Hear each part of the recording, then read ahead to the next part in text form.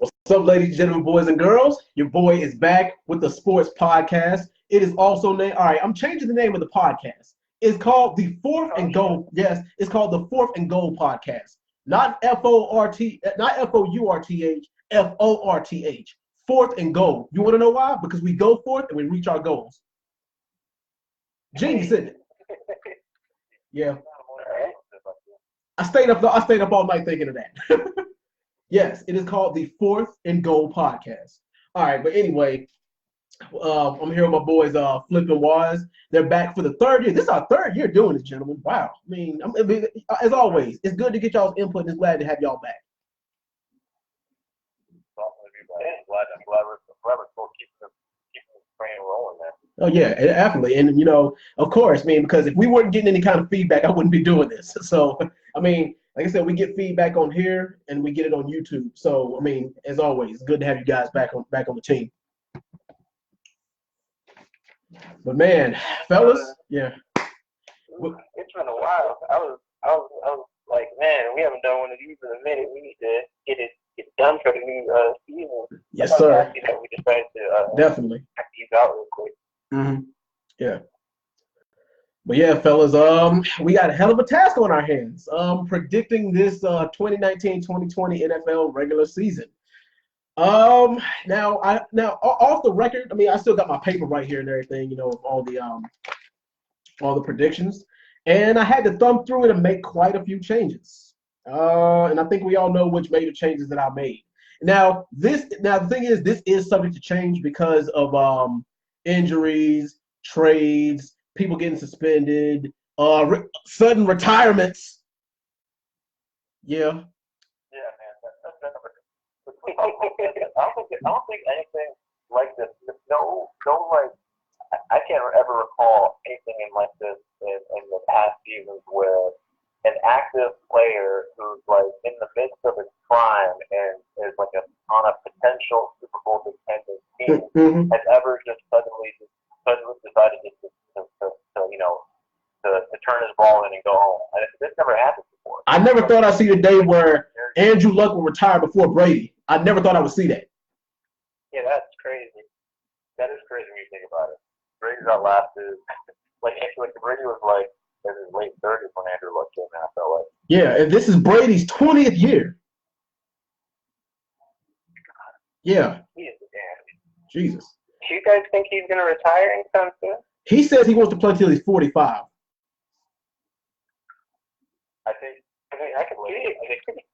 I think he plays at least two to three more years. I don't think this is his last one. Yeah, we'll see. Well, all right, fellas. Anyway, let's get it. All right, let's start with the AFC first. Let's start with the AFC North. Now, let's start with the good old Cleveland Browns. Now, the Cleveland Browns do show a lot of promise, especially with all the moves they made this offseason. But this year, I have the Browns at 9-7. They finished with a solid 8-8 record last year. But yeah, this year I had them at 9-7. Flip, who do you have? What do you have their record as? Looking at their schedule, they have the potential to actually, in my opinion, go 12-4. Wow. I feel like they'll maybe drop a couple games. I'm kind of leaning towards like the 10-6, 11-5. Like going 8-8 without Odell and without it looks like a rookie Nick Chubb. They'll get Kareem Hunt later on in the season, and they can make a nice push. So I'm thinking they'll be able to like keep their players fresh. They'll be able to utilize Jarvis Landry finally. He won't be like that number one option that is getting locked down. He can actually do what he does best and hit those screens and make a run for it. So I'm having high hopes for them. We'll see how their team chemistry meshes. I'm going to say 10-6 for them. All right. All right, boys. What do you got the Browns record as this year?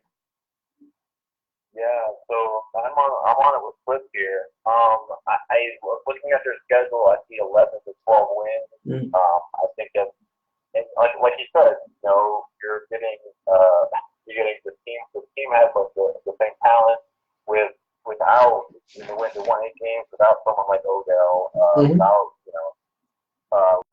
like Mayfield for a lot of those for a few of Yeah. those games.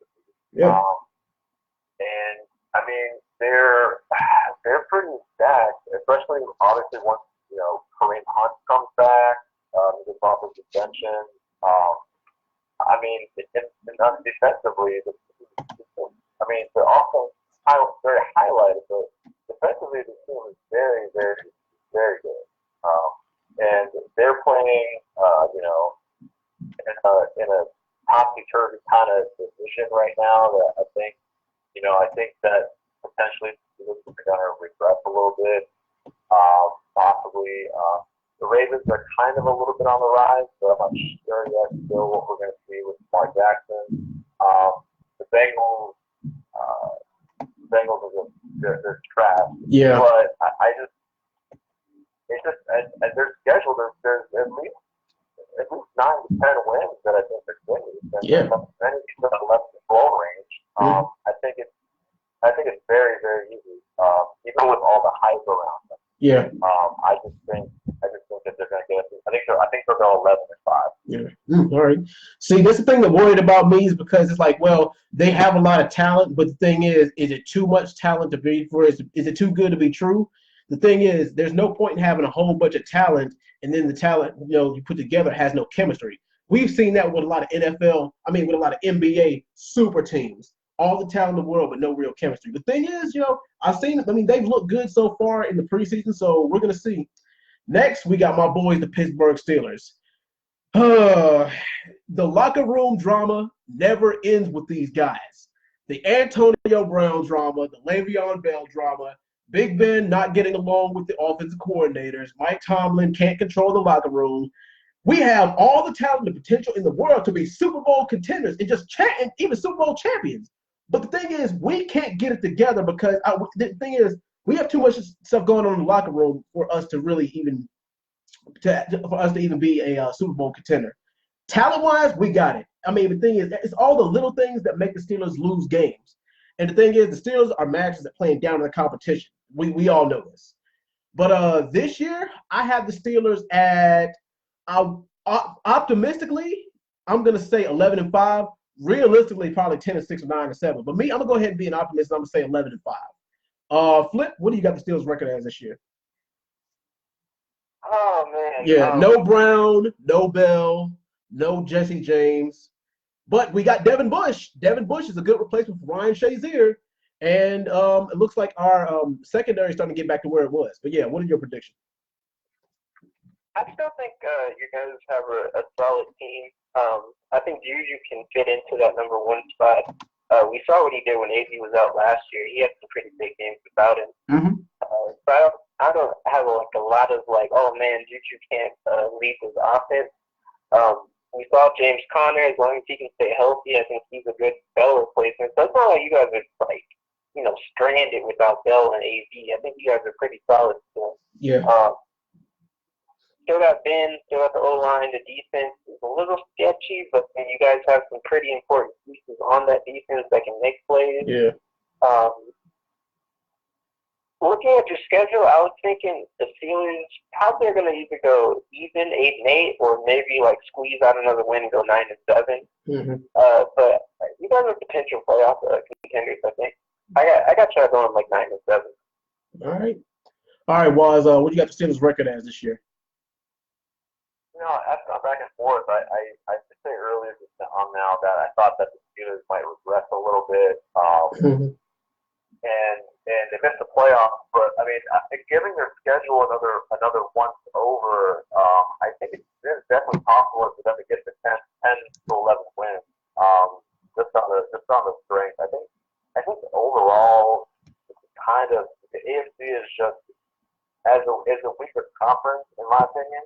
And therefore, they do have a lot of potential gimme games. I mean, you have Cincinnati twice. They have schedule. I know they have some tough early games with New England and Seattle right off the gate. Could potentially go 0-2. Although I do think that they'll beat New England in week 1. I think that one is going to be one that you might not expect them to have, but that's going to be in the back pocket of a win. You got San Fran, that's a potential. I think you guys will beat us then. Indianapolis, obviously, you're going to win. I just think you guys can easily get the 10 wins. I just definitely see it. You also have the AFC East. You got games against Buffalo and New York. Yeah. So I think, those games are games. I mean, even if you got a freak, don't they have the Redskins too? No, they don't have the Redskins. They don't have the Redskins. Okay. Yeah, we don't. They have the NFC West.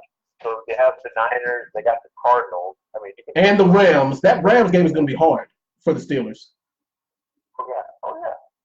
But I think overall, even if you sweep Cincy, maybe split with Cleveland, maybe take 2 from Baltimore or even 1, I think you still. Yeah, because we're gonna sweep Cincy. Yeah. So. I think the key is does Connor as your running back, does he continue to develop? Does he continue to be a playmaker, develop, or was last year kind of a fluke?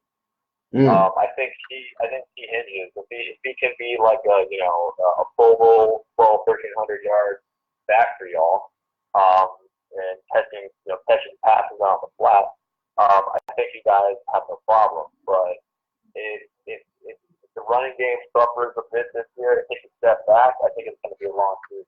Yeah, but good. It's a good thing that we drafted another running back this year. So yeah, but we'll see.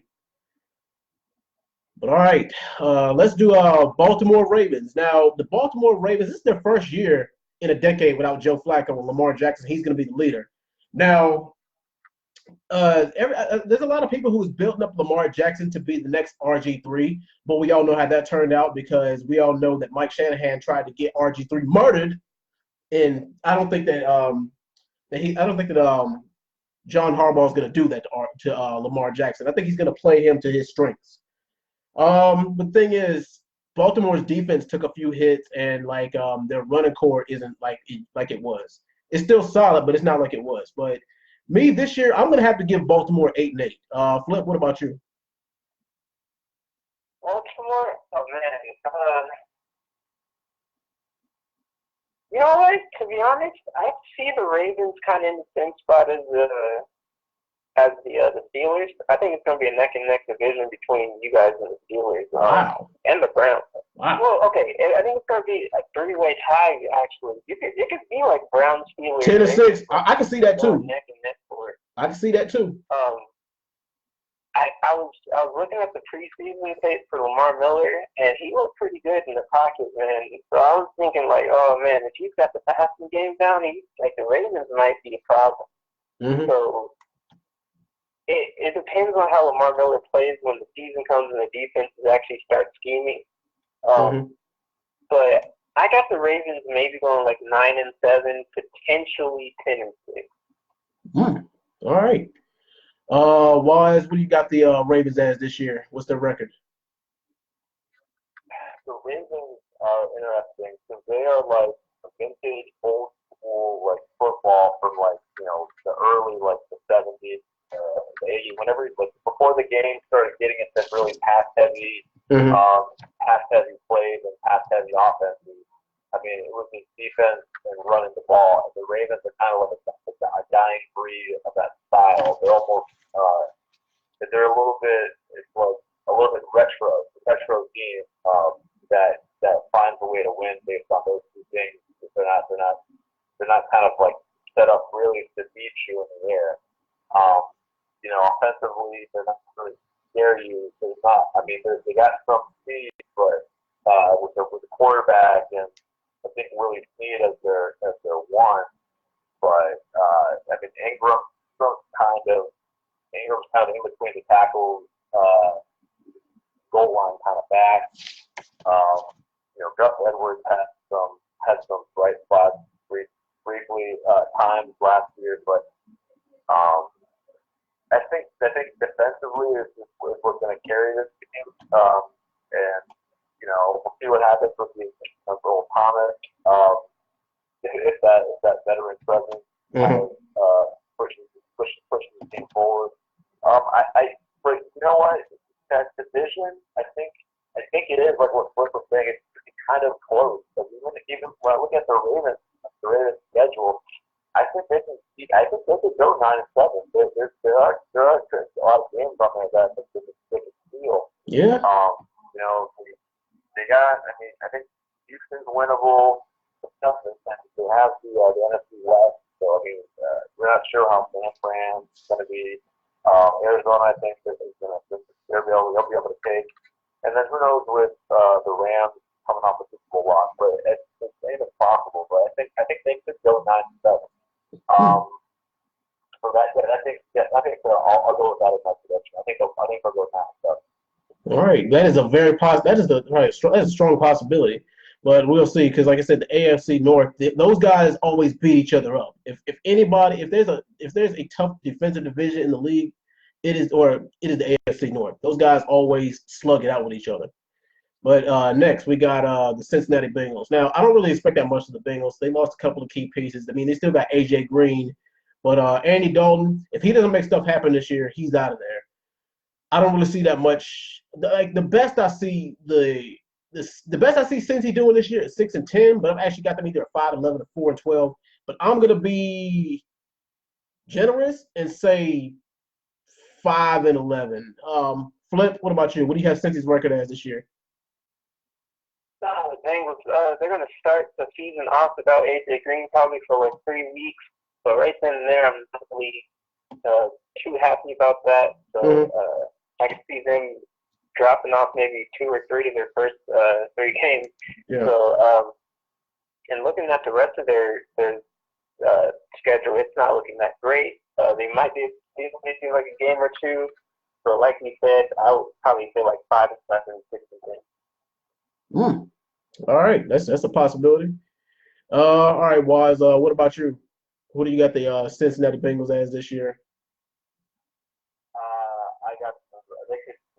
I think they're going to go 3-13. I think they're going to go real. Wow, I'm more generous than you are, and they're in my team's division. Wow. Yeah, that's 3-13, man. Jesus. I'm looking at that schedule, and the fact that they're gonna be hampered without AJ Green the first few weeks. I mean, barring he returns, and I think he makes that offense go. I mean, we'll see what happens with another kind of full year of Joe Mixon, but I don't think so. I think they kind of all hit right on Andy Dalton's performance, but I think without AJ there, it's comfortable it's gonna be rough. So I'm gonna say 13. I'm telling you, man, it's gonna be a really, really bad year for the Bengals. Yeah, 3-13 is possible. Like I said, I give them just a little bit more credit than that, but they're not. I mean, I think we're all in agreement that the Bengals, they're not going anywhere this year. All right, now on to what was that? I can see that. Yeah, they're not going anywhere at all. Yeah, they're not going nowhere, regardless. All right, next up, we got the AFC South. The Houston Texans, probably the most slept-on team in the league, or one of the most slept-on teams in the league. But they came out, I mean, last year they showed a lot of promise, and they came out and did some work. And they did work against teams that a lot of people thought they should lose to, regardless of how much talent they got. I mean, Deshaun Watson, he's proven to be one of the better quarterbacks in the league. He's only going to get better with time. DeAndre Hopkins, I think that DeAndre Hopkins is probably going to be the number 1 wide receiver in the league this year, as far as numbers are concerned. I think he's going to beat out Antonio Brown, and I think he's going to beat out Julio Jones. And Houston's defense, as always, is pretty solid. But this year, I mean, I actually got the Houston Texans going 12-4 this year. Flip, what about you? Texans, their schedule's kind of tough. Looking at, I think they can easily win out the games, but when I was looking at their schedule, I was like, man, they have the potential to go 8-8. I think they'll fight out some games. I don't know how this Lamar Miller business is going to happen because I don't see Duke Johnson being that workhorse back. They haven't signed anyone yet. Yeah. So their run game might suffer. Will Fuller is not going to be fully healthy still. Going to be hurting on the ACL until maybe mid-season. Last I checked, QT was hurting a little bit too. So they're a pretty banged up team, and the season hasn't even started yet. So um, I'm gonna be lenient here and say 9-7 with the potential to go 10-6, but I'm kind of leaning towards 9-7 due to injuries. Oh, all right. All right, Waz, what about you? What do you got the Houston Texans record as this year? It's interesting. I don't, even though Lamar Miller is out, I think it's going to be a little. I think his absence is going to be a little bit over. I think his injury and the perception that it's going to harm the team is going to be a little bit overrated. I don't think the team is going to suffer as badly as it might be. I mean, this is a guy who didn't run for last year. Didn't run for only ran for 5 scores. I think this team will do okay with the running back by committee. I think Deshaun's going to develop further. I think potentially, you could say how the quarterback's going to play is going to determine how the team's going to go. But if he can improve in his completions, fast throws, and he fits, stay healthy. Just stay healthy. I see this. The schedule. I'm not sure. Me and Flip didn't agree on this. I'm more with TheDreadMan. I think the schedule's not that bad. I think they could definitely, especially with the Colts being hampered, the Jaguars. I'm not really high on. Well, not high on the Titans either. I still think this team can go 11-5, 12-4. I think I'm going to probably say 11-5. This is on the safe side. But yeah, I think this team is definitely going to hit that mark and definitely, for sure. I think they're going to win the AFC South and right. Get that wild card weekend. All right, now the Indianapolis Colts. Yeah. Now I originally had the Colts at 10-6. Sneaking up with a 5-16 wild card this year in the AFC. But with Andrew Luck's sudden retirement, wow. This is tough. I mean, because I don't trust Jacoby Brissett as the new team captain, as the team leader. He hasn't had enough playing time. I mean, the thing is, he's got a hell of an arm and he can run, but that's not going to be enough. And the thing is, like the Colts offensive scheme is not really built around that kind of quarterback, and the Colts defense is not really all that good either. But I mean, we're gonna see how that turns out. I originally had the Colts at 10-6, but now I got them at 6-10. All right, Flip, what do you got the Colts record as this year? When Luck went down, I was like, oh, let me redo this. Yeah. Let me rethink this real quick. I don't like Jacoby Brissett as the quarterback.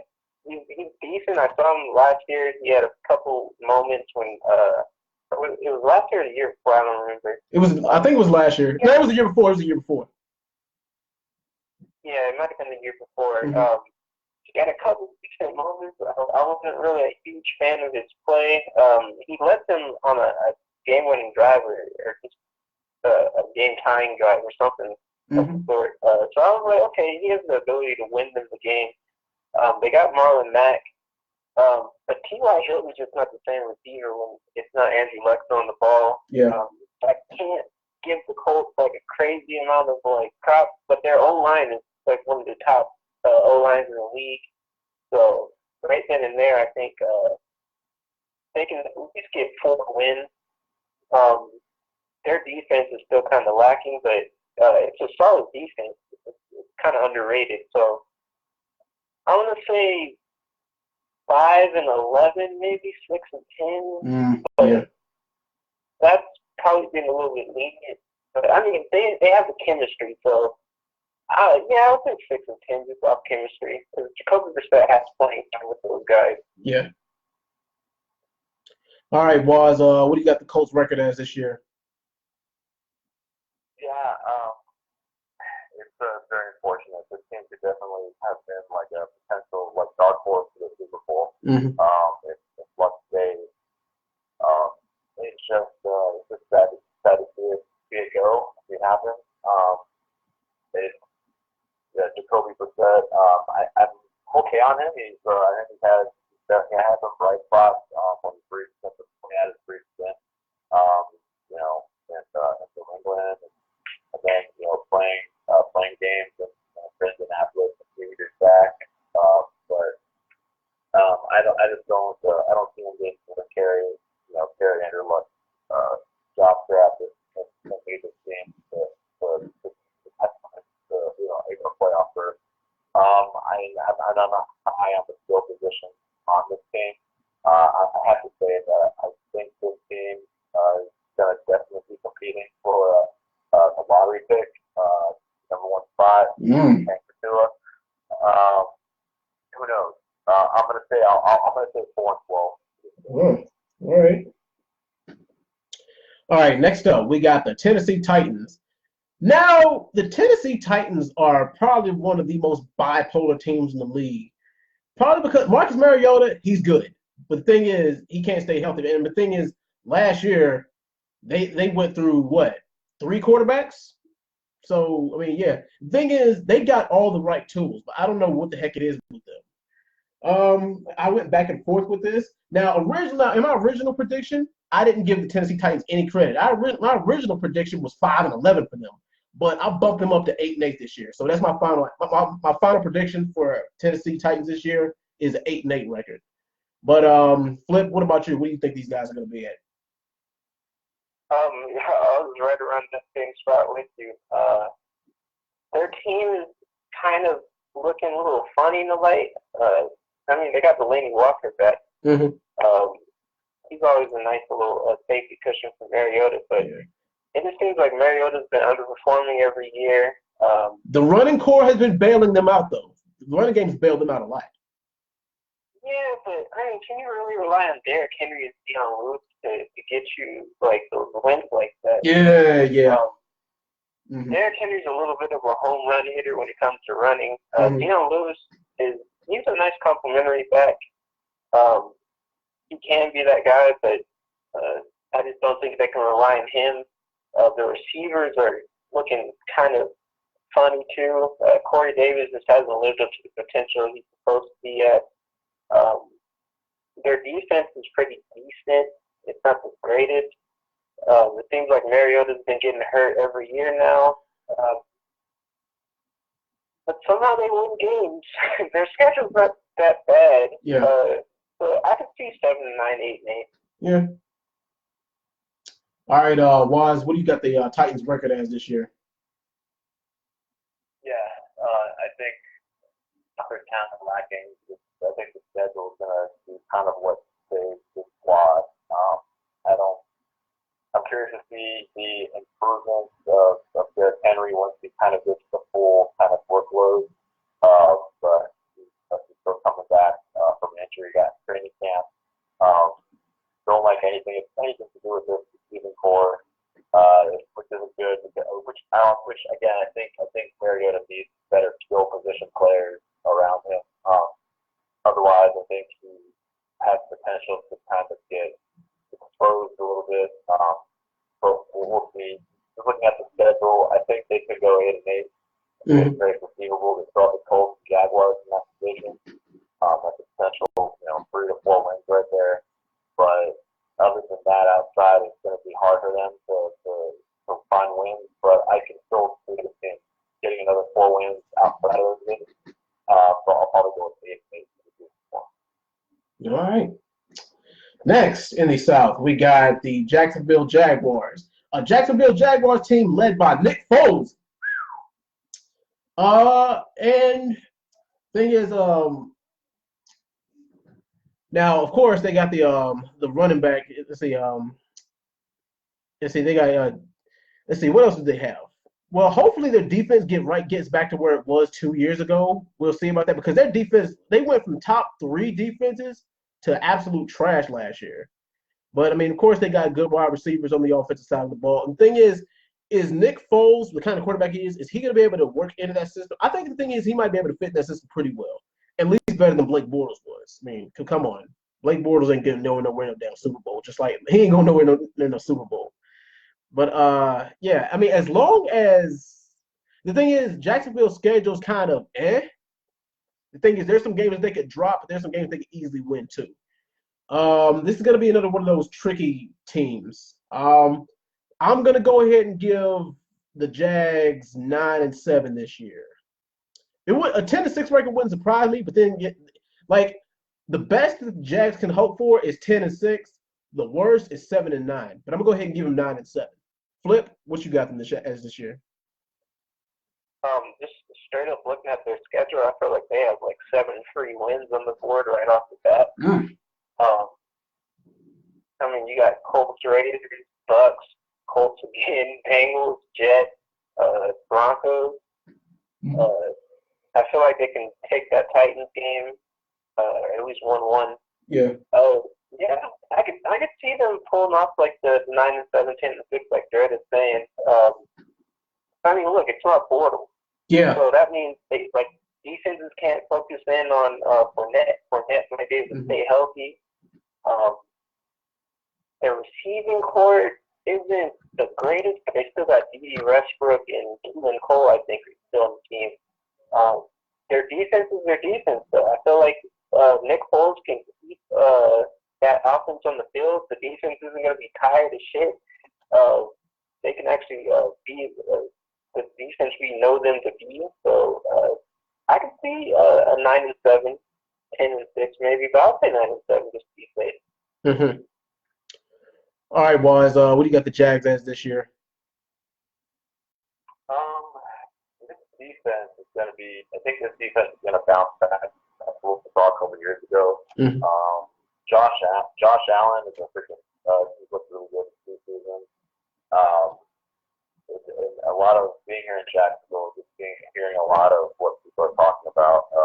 There's definitely an optimism and hope for kind of a rebound in the performance from the franchise. It's interesting. The way the squad is set up, it kind of reminds me a little bit of the Ravens. I think that they're kind of lacking enough in the receiving core, but have a good enough running game to kind of balance it out. Granted, Nick Foles isn't like a dual threat guy like Lamar Jackson, but Fournette, if he's healthy and plays a full 16-game season. I think he'll contribute enough to get this team some wins. I'm gonna say probably 7-9, unless Nick Foles works the magic. And I don't think this team goes above 500. Nick Foles pulls some magic with Mark Dupree, D. Westbrook, and Keelan Cole. Then that's the only way it's gonna happen. But defensively, this team's gonna be in it. I think offense can do enough of their part to keep it going. So I'm gonna say 7-9. All right. Now we have one of the weaker divisions in the AFC conference, the AFC East. The New England Patriots, we all know what they can do.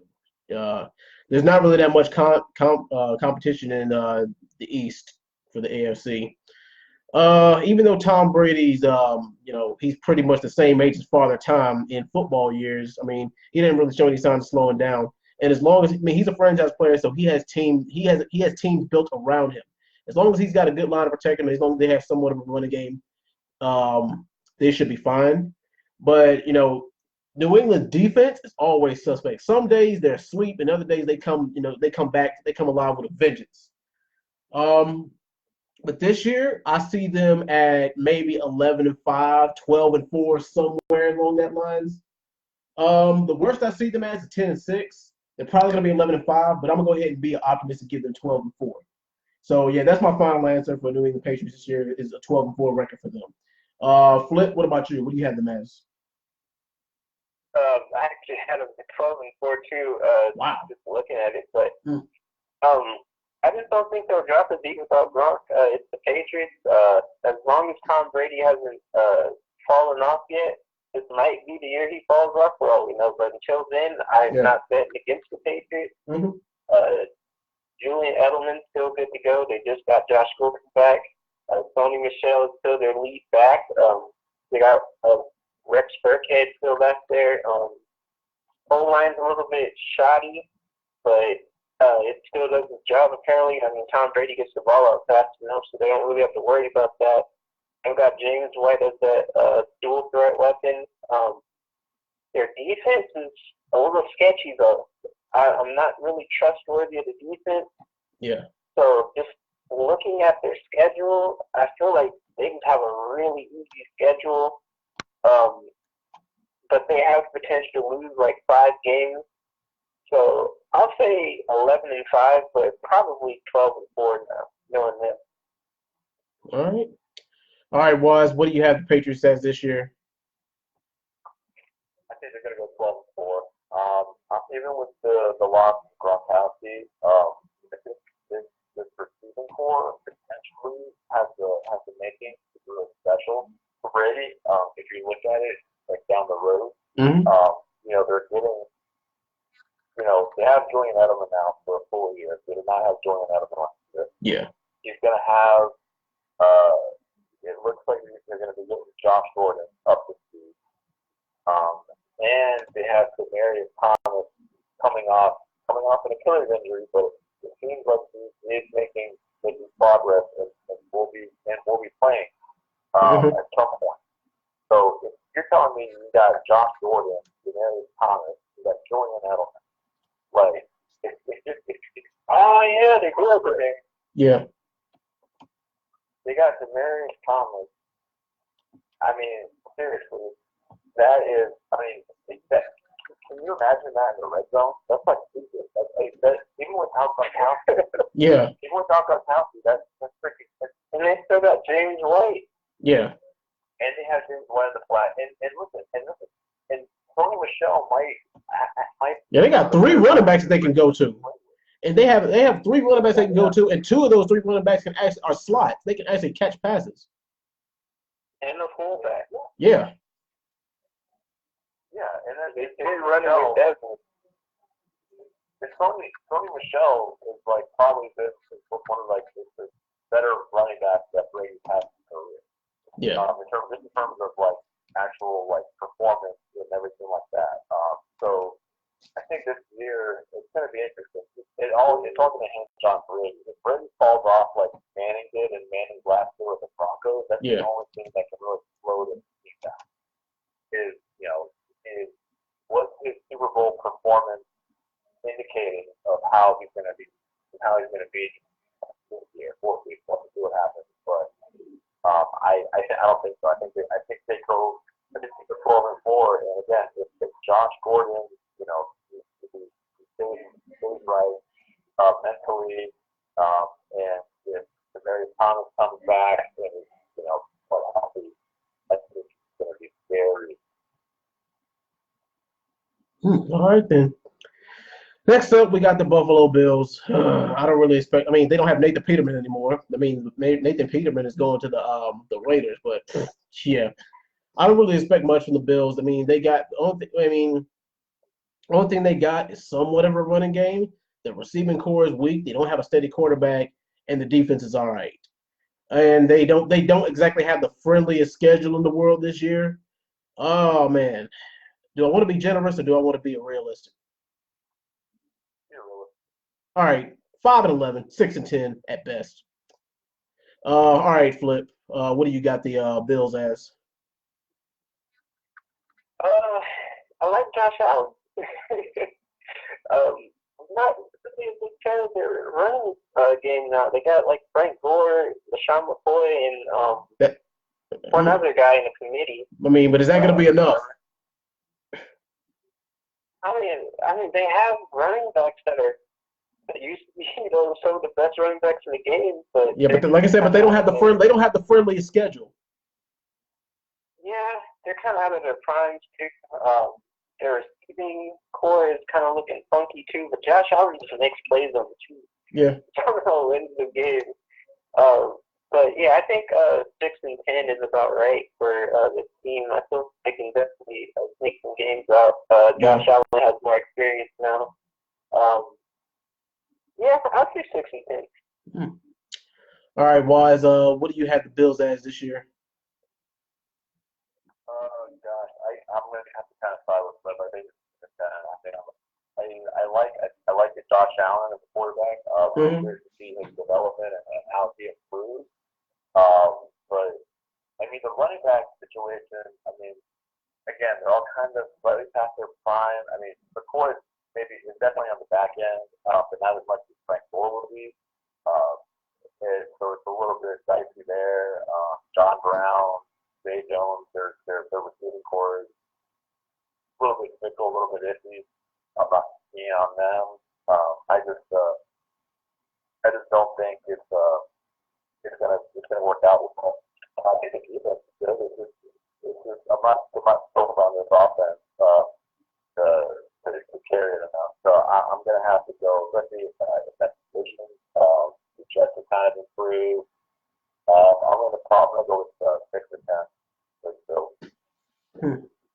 All right. Next, we got the New York Jets. Now, I actually have the New York Jets with a better record than the Buffalo Bills this year. I mean, because they got some tools. But the thing is, they're still in that little developmental stage. Because remember what I said about chemistry? All the talent in the world doesn't mean anything if they're not coached right and if they don't have the right chemistry among the players.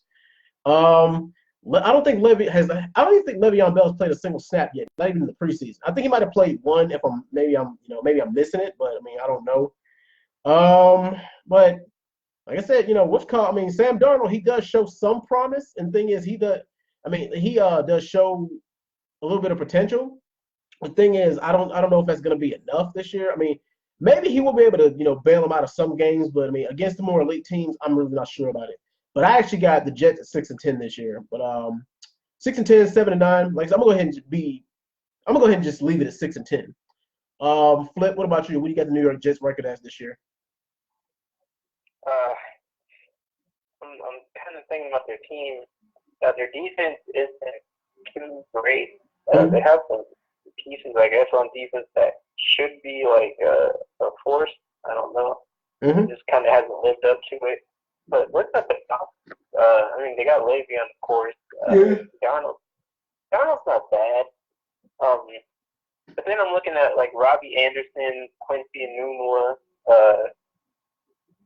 They could make some noise in the receiving game, but I don't know if they're ready to be that breakout quarterback just yet. I feel like he's got a couple years to go. So I'm gonna say 6-10. Yeah, I think Dread's about right on the money. 6-10, 7-9. Yeah. All right, boys. What do you got the Jets record as this year? The Jets record, I'm gonna go with 7-9. I think it's a little bit bounce up for them, but I don't think it's enough quite yet. I do kind of like their offense. I think the receiving core is okay. It's a little solid. And with the addition of Le'Veon Bell, granted he hasn't played his play last year. We're not sure how well the left is on him. But I'm just interested to see how he plays. If Le'Veon Bell is a number one fantasy player for that team, that's the potential that we know he has. This team could be very surprising. And obviously, Sam Darnold's going to have another year of development and growth. Sam Darnold might come out of nowhere and play really, really well. And then, this team can go 9-7 and be crashing that wild card. But I think until we see that, I'm going to have to go with my gut and feeling on this team. I'm going to go with the Jets being 7-9. All right. And last for the East, we got the Miami Dolphins.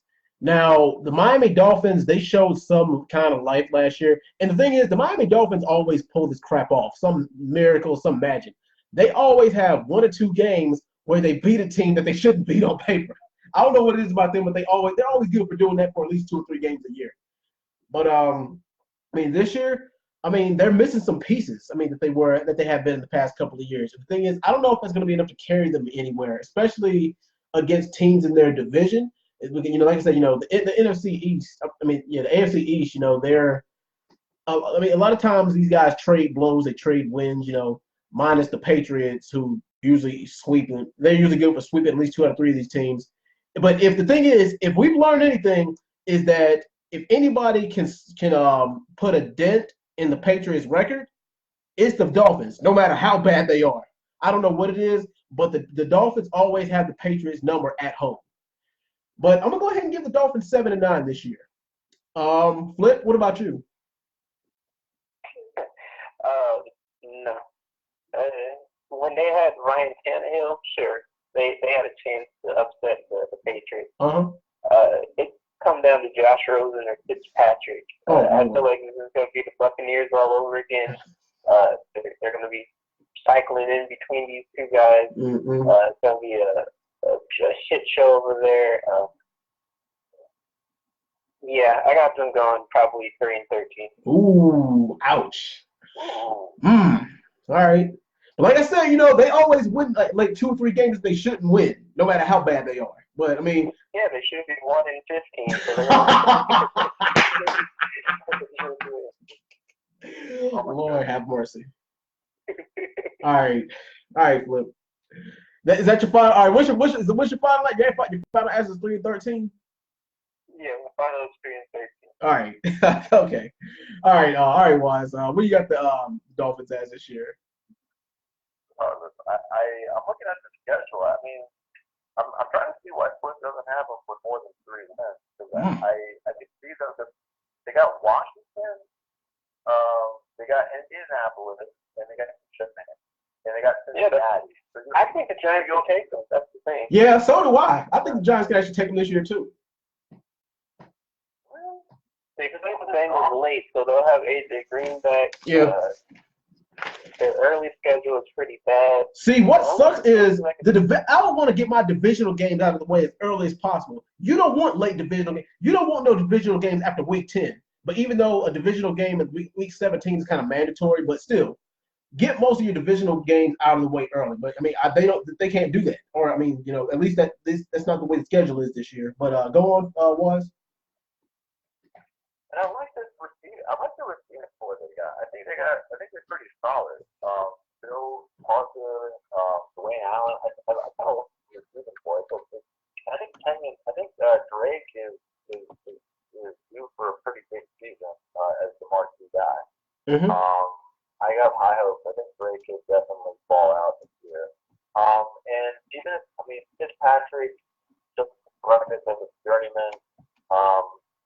We'll see. Even if Fitzpatrick syncs it up, I mean, we don't know exactly what we have in front of us. Rosen was kind of a crappy situation in Arizona. So, I mean, Rosen could potentially be, do a complete 180 and be a pretty serviceable quarterback in a new system and a new arena. So, even if Fitzpatrick doesn't perform well and they go to Rosen, Rosen might provide a spark.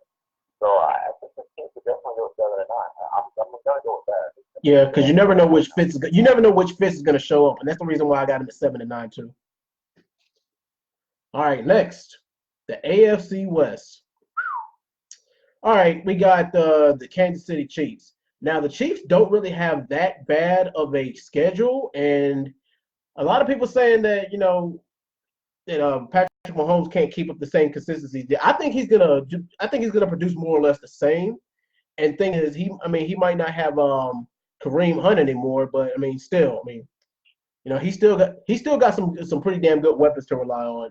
But there's that Chiefs secondary ain't what it used to be. Hopefully they can build it back up, but I think they should be fine without it. So an 11-5, 12-4 record is not out of the questions for the Chiefs, but I'm gonna go ahead and say 12-4 this year. All right, Flip, what about you? What do you got? Just looking at their record, yeah, they have the potential to go 12-4, 13-3. I think they drop off some games though. They're gonna lose one of those games. They're gonna lose that Chargers game at home. They're gonna lose that Chargers game. At least that's what I believe. We can get to that later. They played some pretty late divisional games, and so that could hurt them out in this year. But just looking at their schedule, I see a couple upsets that could happen. I don't see many upsets happening. I feel like Damian Williams and that new guy they got, Darwin Thompson, should be able to fill in the role of Kareem Hunt pretty well. They got a healthy Sammy Watkins back. They still got Kelsey. Tyreek Hill is always Tyreek Hill. And Patrick Mahomes. I mean, I think he'll have a drop off. I don't think he's gonna have a short year again, but he's still a really talented quarterback. Like we've seen that before. But we've also seen that he can have his bad moments. So we're gonna see how teams game plan for him this year. But yeah, I see them going maybe like 11-5, 12-4. All right. All right, boys. What you got KC as this year? I got KC at 13-3. Mm. I think their schedule is real easy early on. And again, I think their tough games are going to come late. I mean, they don't really have to mess with the Chargers, until week 11. And then they got New England, week 14. But up until then, I think it's easy street. I mean, even the marquee game, Green Bay, it doesn't. I think early on their schedule's way easy. They'll be able to coach for a little bit. They'll be able to get guys rested in a few of those early games during the start of the season. So they'll be even better prepared and better condition late in the season because I think they're gonna have a lot of blowouts. They're gonna be able to sit home in a lot of those fourth quarters, I think. Yeah. So I think obviously there will be a little bit of regression in terms of numbers from home. I don't think he's going to put up those crazy numbers, but I think he's definitely, he's definitely not going to fall off too much. I think he'll be. I think him and the fact that he's going to have Tyreek Hill, that full stretch. Hunt being out, it hurts, but Damian Williams, he was giving those, filling in, and Carlos Hyde is a pretty solid number to that. So I think this team will definitely still succeed. I'm gonna go with 13-3. All right. Next, you got the Denver Broncos. The Denver Broncos are another heads and tails team. They're gonna trade some blows in their division, but like I said, it all depends. They actually could be like a 6 seed wild card, depending, because they did make a little bit of a run before they finally just ran out of gas last year. I don't know if that was because they were playing good or the other team just were playing bad, but I mean, you never know. But this year, I mean, even with the weapons and tools that they got, I don't know if it's going to be enough to carry them anywhere.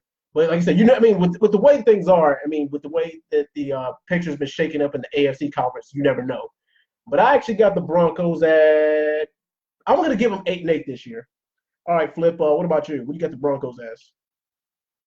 Oh man, looking at their schedule, it's not the easiest schedule. They got Emmanuel Sanders coming back. He's healthy now, or at least as healthy as he can be. Yeah. Achilles injury. We got to see how that affects him. Yeah.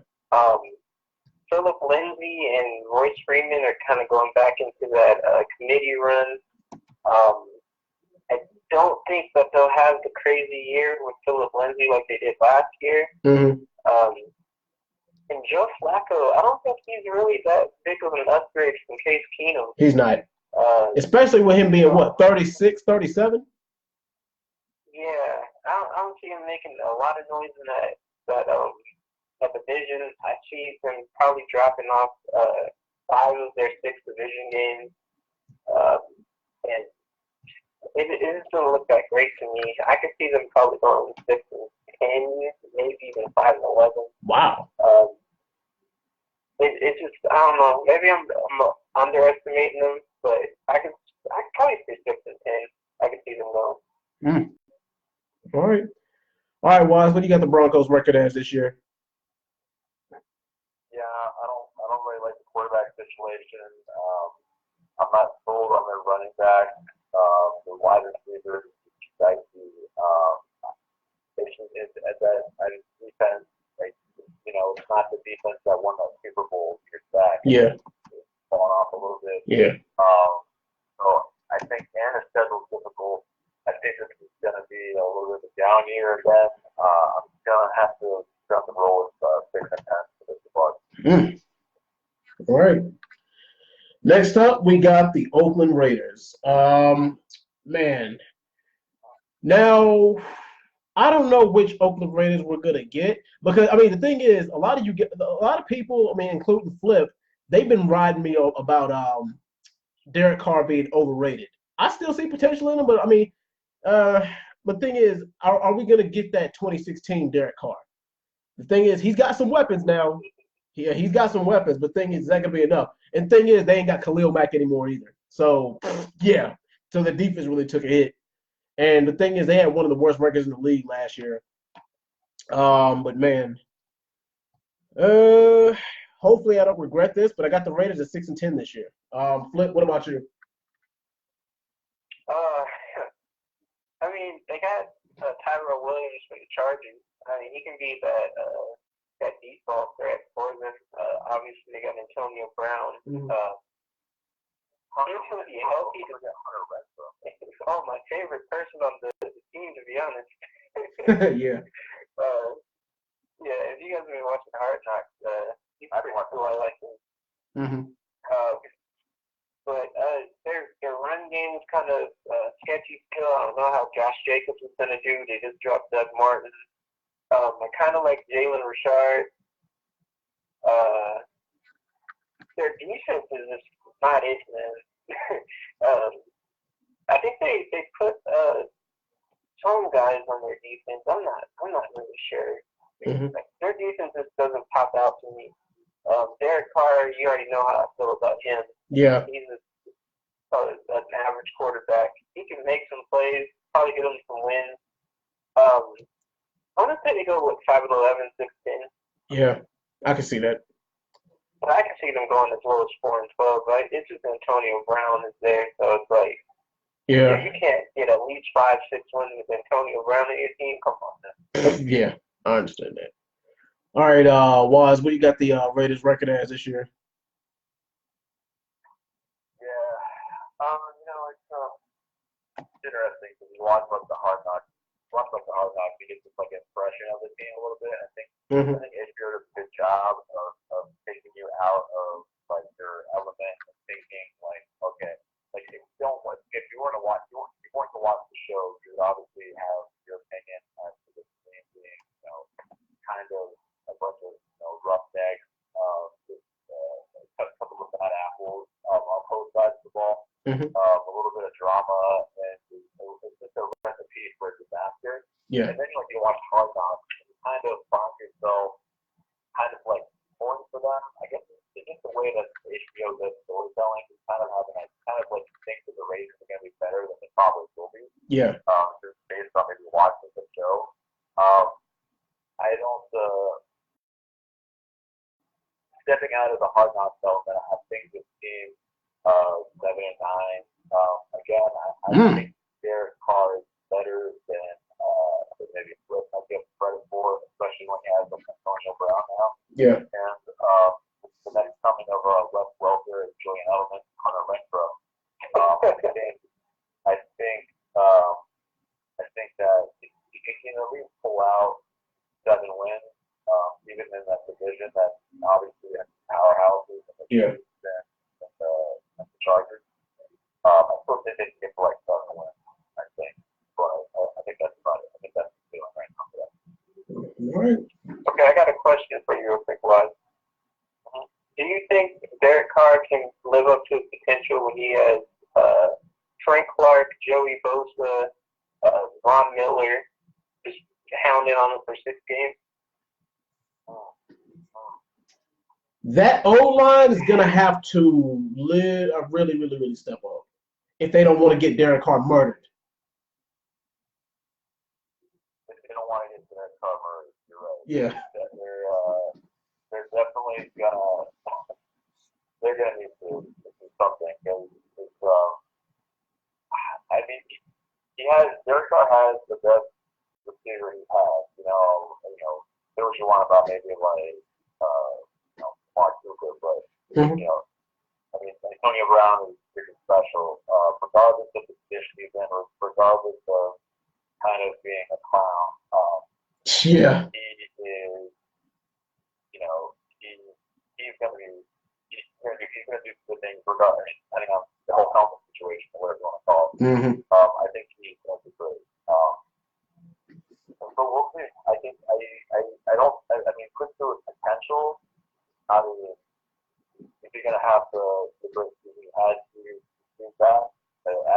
got.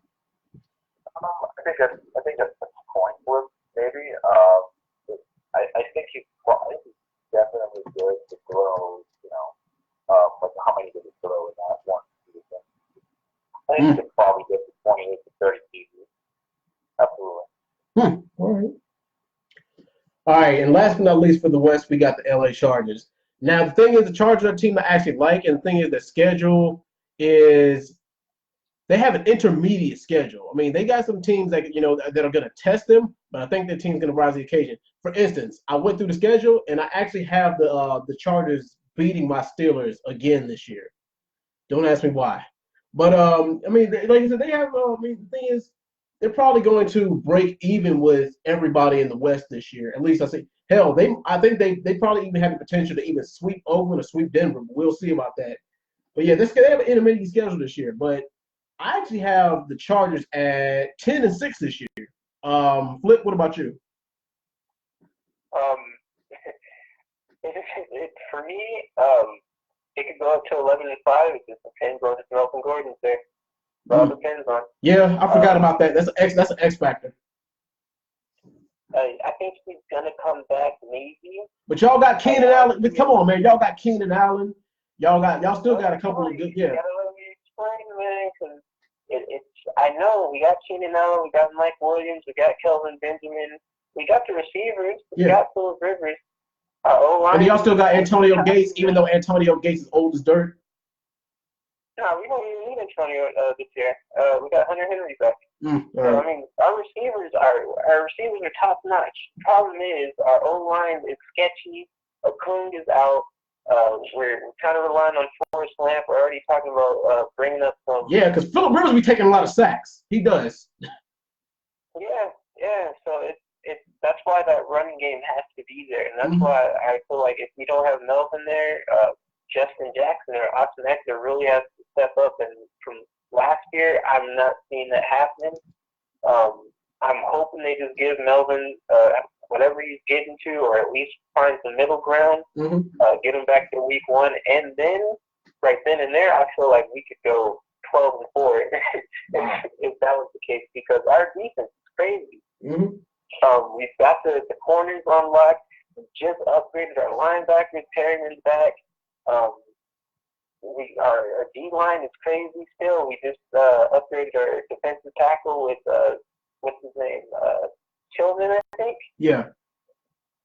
So it's like we have all the pieces there to make a Super Bowl run. Which is Melvin is like, nah, give me pay me real quick, and then we can make a Super Bowl run. So, so without Melvin, I see it. Yeah, I am team pay Melvin. Give him like 11 million, 11 and a half, in my opinion. But we'll see, man. Without Melvin, I think we go 9-7. With him, we could go up to 12-4, but I'd say 11-5. All right, Waz. What do you have the Chargers record as this year? Yeah, I'm gonna go. Barring this holdout, that is kind of a big thing there. I'm gonna say 11-5. I do like this squad.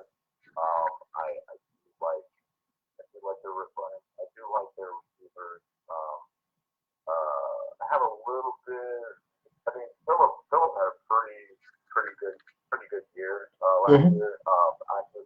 I'm kind of waiting. I'm almost kind of like with Brady. I'm kind of waiting for the fallout. I'm waiting for him to regress a little bit. I don't know how he's still able to. It takes a lot of hits, not necessarily because of that O-line. So I'm still waiting for it. But he's proved me wrong. So if barring any regression unforeseen for Phillips, and if Melvin Gordon starts week 1 and everything's hunky-dory, I think this team goes probably 12-4, but I'm gonna leave a little wiggle room. I'm gonna go with 11-5. Eventually, I think that might be what the top 2 but not 2. All right, then. That does it for the AFC. Now, just a quick review. I've got the Steelers taking the North. I've got the Texans taking the South. I got New England taking the East. And I've got KC taking the West. And for my wild cards, I've got the Chargers, and Cleveland. Either Chargers and either. Let's see. For my wild card, I either got the Chargers in Cleveland or I got the Chargers and Jacksonville. Okay. Yeah. All right. What is your AFC review? Who do you got taking? Who do you got taking the divisions, and then who's your wild cards? Yeah, that's tough. Oh man. AFC West. I'm gonna go out on a limb. I'm gonna say that the Chargers take it this time. Oh. Melvin is there. Oh. Okay. The Chargers take it this time. It might be off of a division tiebreaker. Wow. I'm going off the limb saying Chargers take that one. Patriots obviously take their division. I'm going to lean towards Texans taking their division, maybe. I could see it being like a neck and neck between Texans and Jags. Mm-hmm. In my opinion, Texans might sneak it out, but could be the Jags. And I'm going to go ahead and say the Browns. I'm going to say the Browns take the division. Now, who's your two wild cards for the AFC? The two wild cards are going to be the Chiefs and I'm going to say the Chiefs and the Jags. All right. All right, Waz, who you got taking the divisions and who are your two wild cards in the AFC? So yeah, I got the Patriots. I got the Texans, the AFC South, Chiefs, the AFC West. And the AFC North is a toss-up for me. I think it'll be a tiebreaker between the Browns and Steelers. That can go either way. I'm going to go with the Browns taking that division. With my wild card being the Steelers or the Browns, whichever team doesn't, I think that would be. I think the first wild card team will come out of the AFC North. Mm-hmm. And I think the other wild card team will be the Chargers coming out of the AFC West. All right.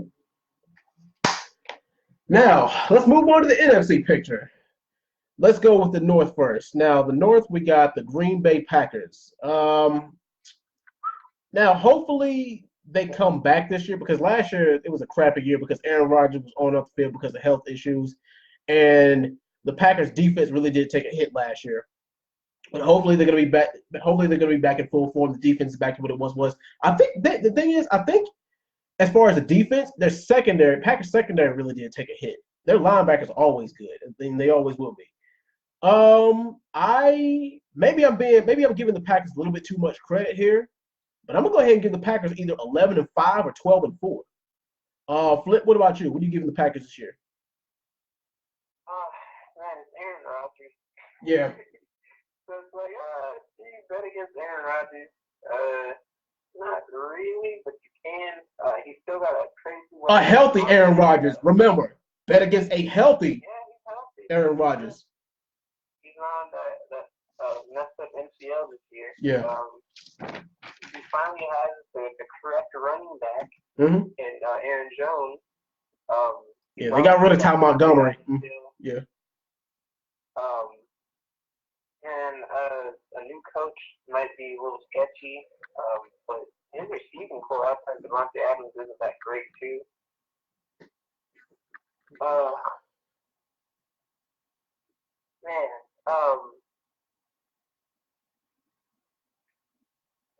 I would say this might be crazy. I'm gonna say 9-7.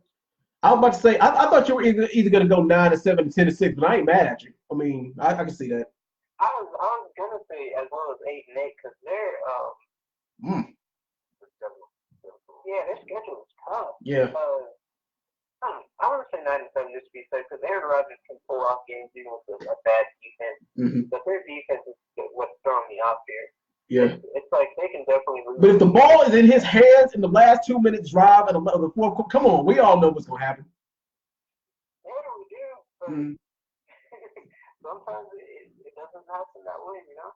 Yeah. But I'll say 9-7. All right, Waz. What do you got the Packers record as this year? Yeah, I got them at 8-8. You're right. You say can you bet against Aaron Rodgers? Mm-hmm. That's definitely been something of question. Um, with the health and insurance and all that, there was a bit of regression for that squad last year. Disappointing year. We'll have to see. I don't like the receiving core at all outside of the number one. We do have, the right running back, Baron Jones, but I'm not sure. I don't like the defense at all, and they have a very difficult schedule. They play the AFC West. Um, and I think they have some tough divisional games. In Chicago, so it's not going to be fun. And if Aaron Rodgers is in any game, they have no chance with Sean Kaiser back there. So I'm going to have to go with 88, barring if for some reason if Jimmy Graham steps up and plays like Jimmy Graham back in 2012, same Jimmy Graham. That's the only reason why I see this game playing really well beyond that potential. But I think this is going to be amazing. All right. Next up, we got the Detroit Lions. This might be Matt Stafford's last chance to show me something. I mean, I don't know what it is with the Lions. I don't know. The thing is, Matt Patricia's coaching is only going to take them so far. And the thing is, we've seen the Detroit Lions defense dwindle over the years. It just gets worse and worse and worse. And the O-line isn't really doing that good of a job of protecting Matt Stafford either.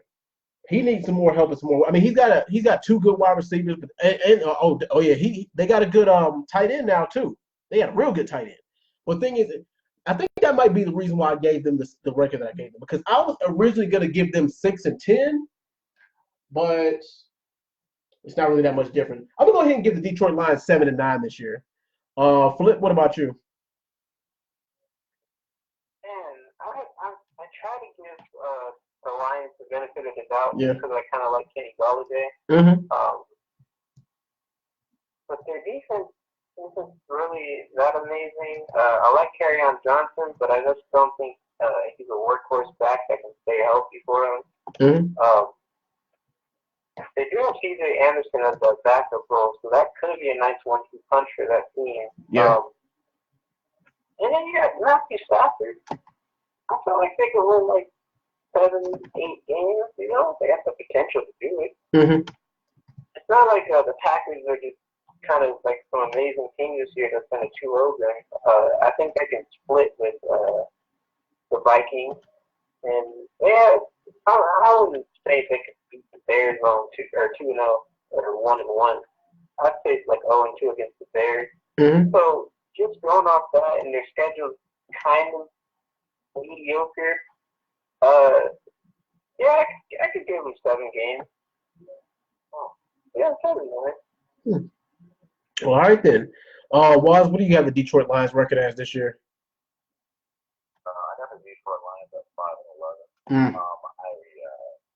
Even though the Packers aren't really a paper squad in that division, we're splitting them. I don't think they take any games from Green Bay.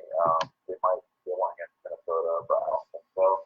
Mm-hmm. I think that's a little tricky. Even the teams that aren't great, I don't think the Lions are definitively better than them.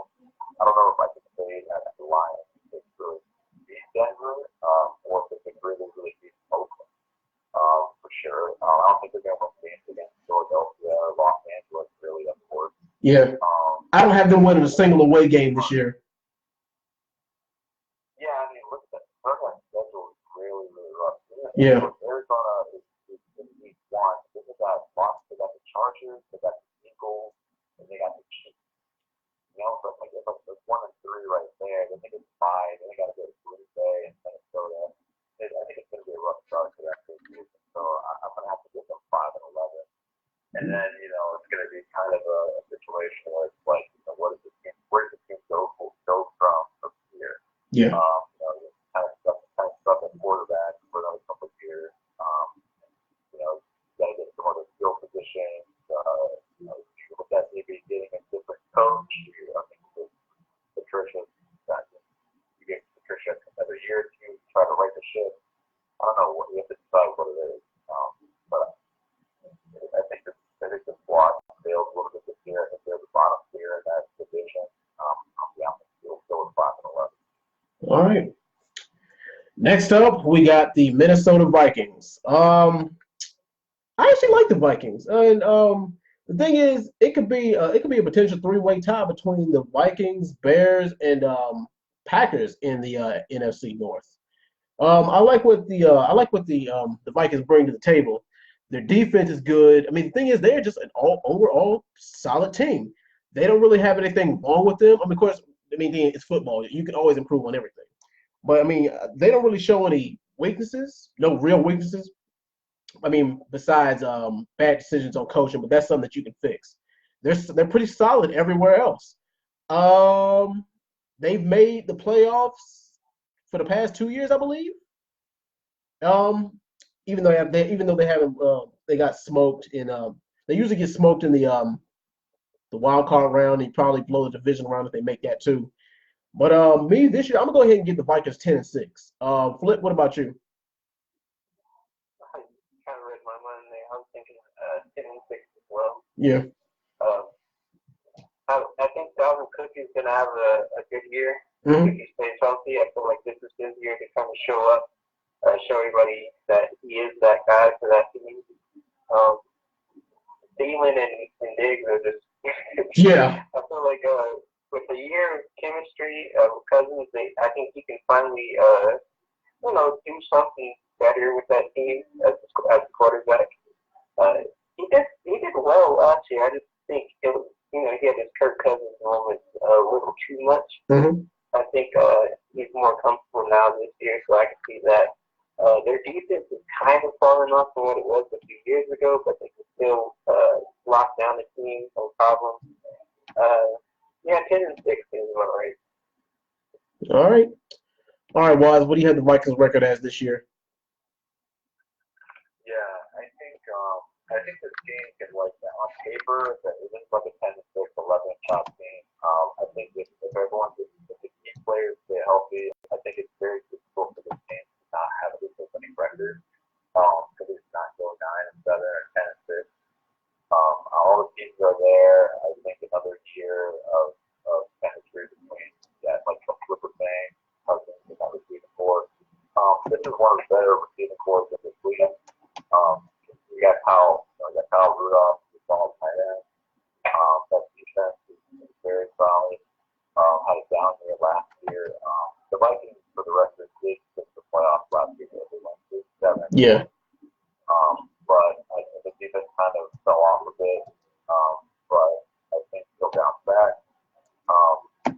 I have high hopes for Dalvin Cook. I think I'm hoping for a breakout year for him. I've been waiting on it for the last couple of years. So hopefully, I think he stays healthy. I think he's progressive. So yeah, I got them. I got them going. I got them going 10-6 for sure. 10-6. Probably win next year. All right. Next for the North, we got the Chicago Bears. The Bears impressed the hell out of me last year, especially with their defense. I mean, and they have a pretty damn good 1-2 punch running game too. I don't really see anything wrong with them either. Hold on now, guys. Hold on, guys. There's technical difficulties.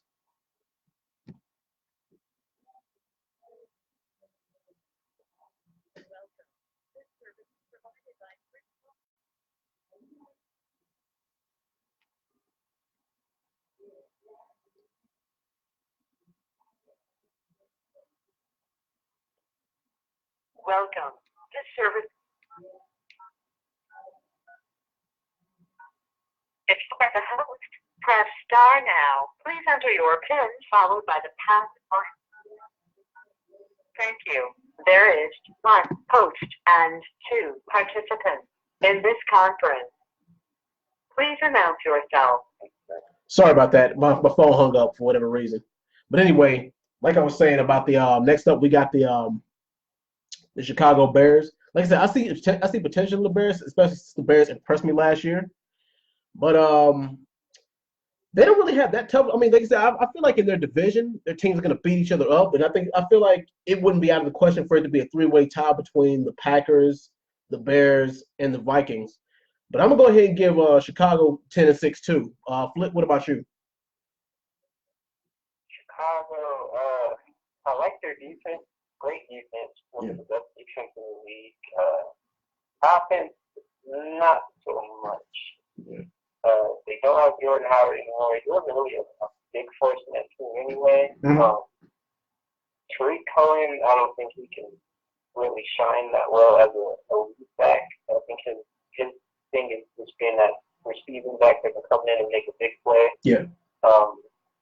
Trubisky had a better season last year. I don't think it was like, oh man, Trubisky is an offensive threat kind of season. But he's getting there. But he doesn't have the receivers really. I mean, you got Allen Robinson as your wide receiver one. That's kind of not really that great. Trey Burton has his moments. I just don't think he's like a Travis Kelce or George Kittle. So I got the Bears going 8-8. Really?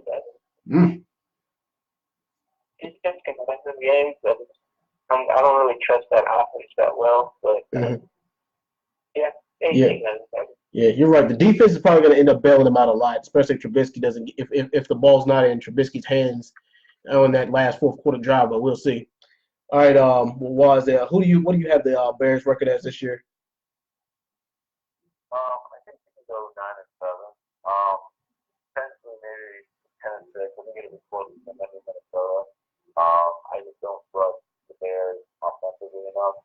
Defensively, no question. One of the best defenses in the league. I think that they're gonna create points on the board and just on people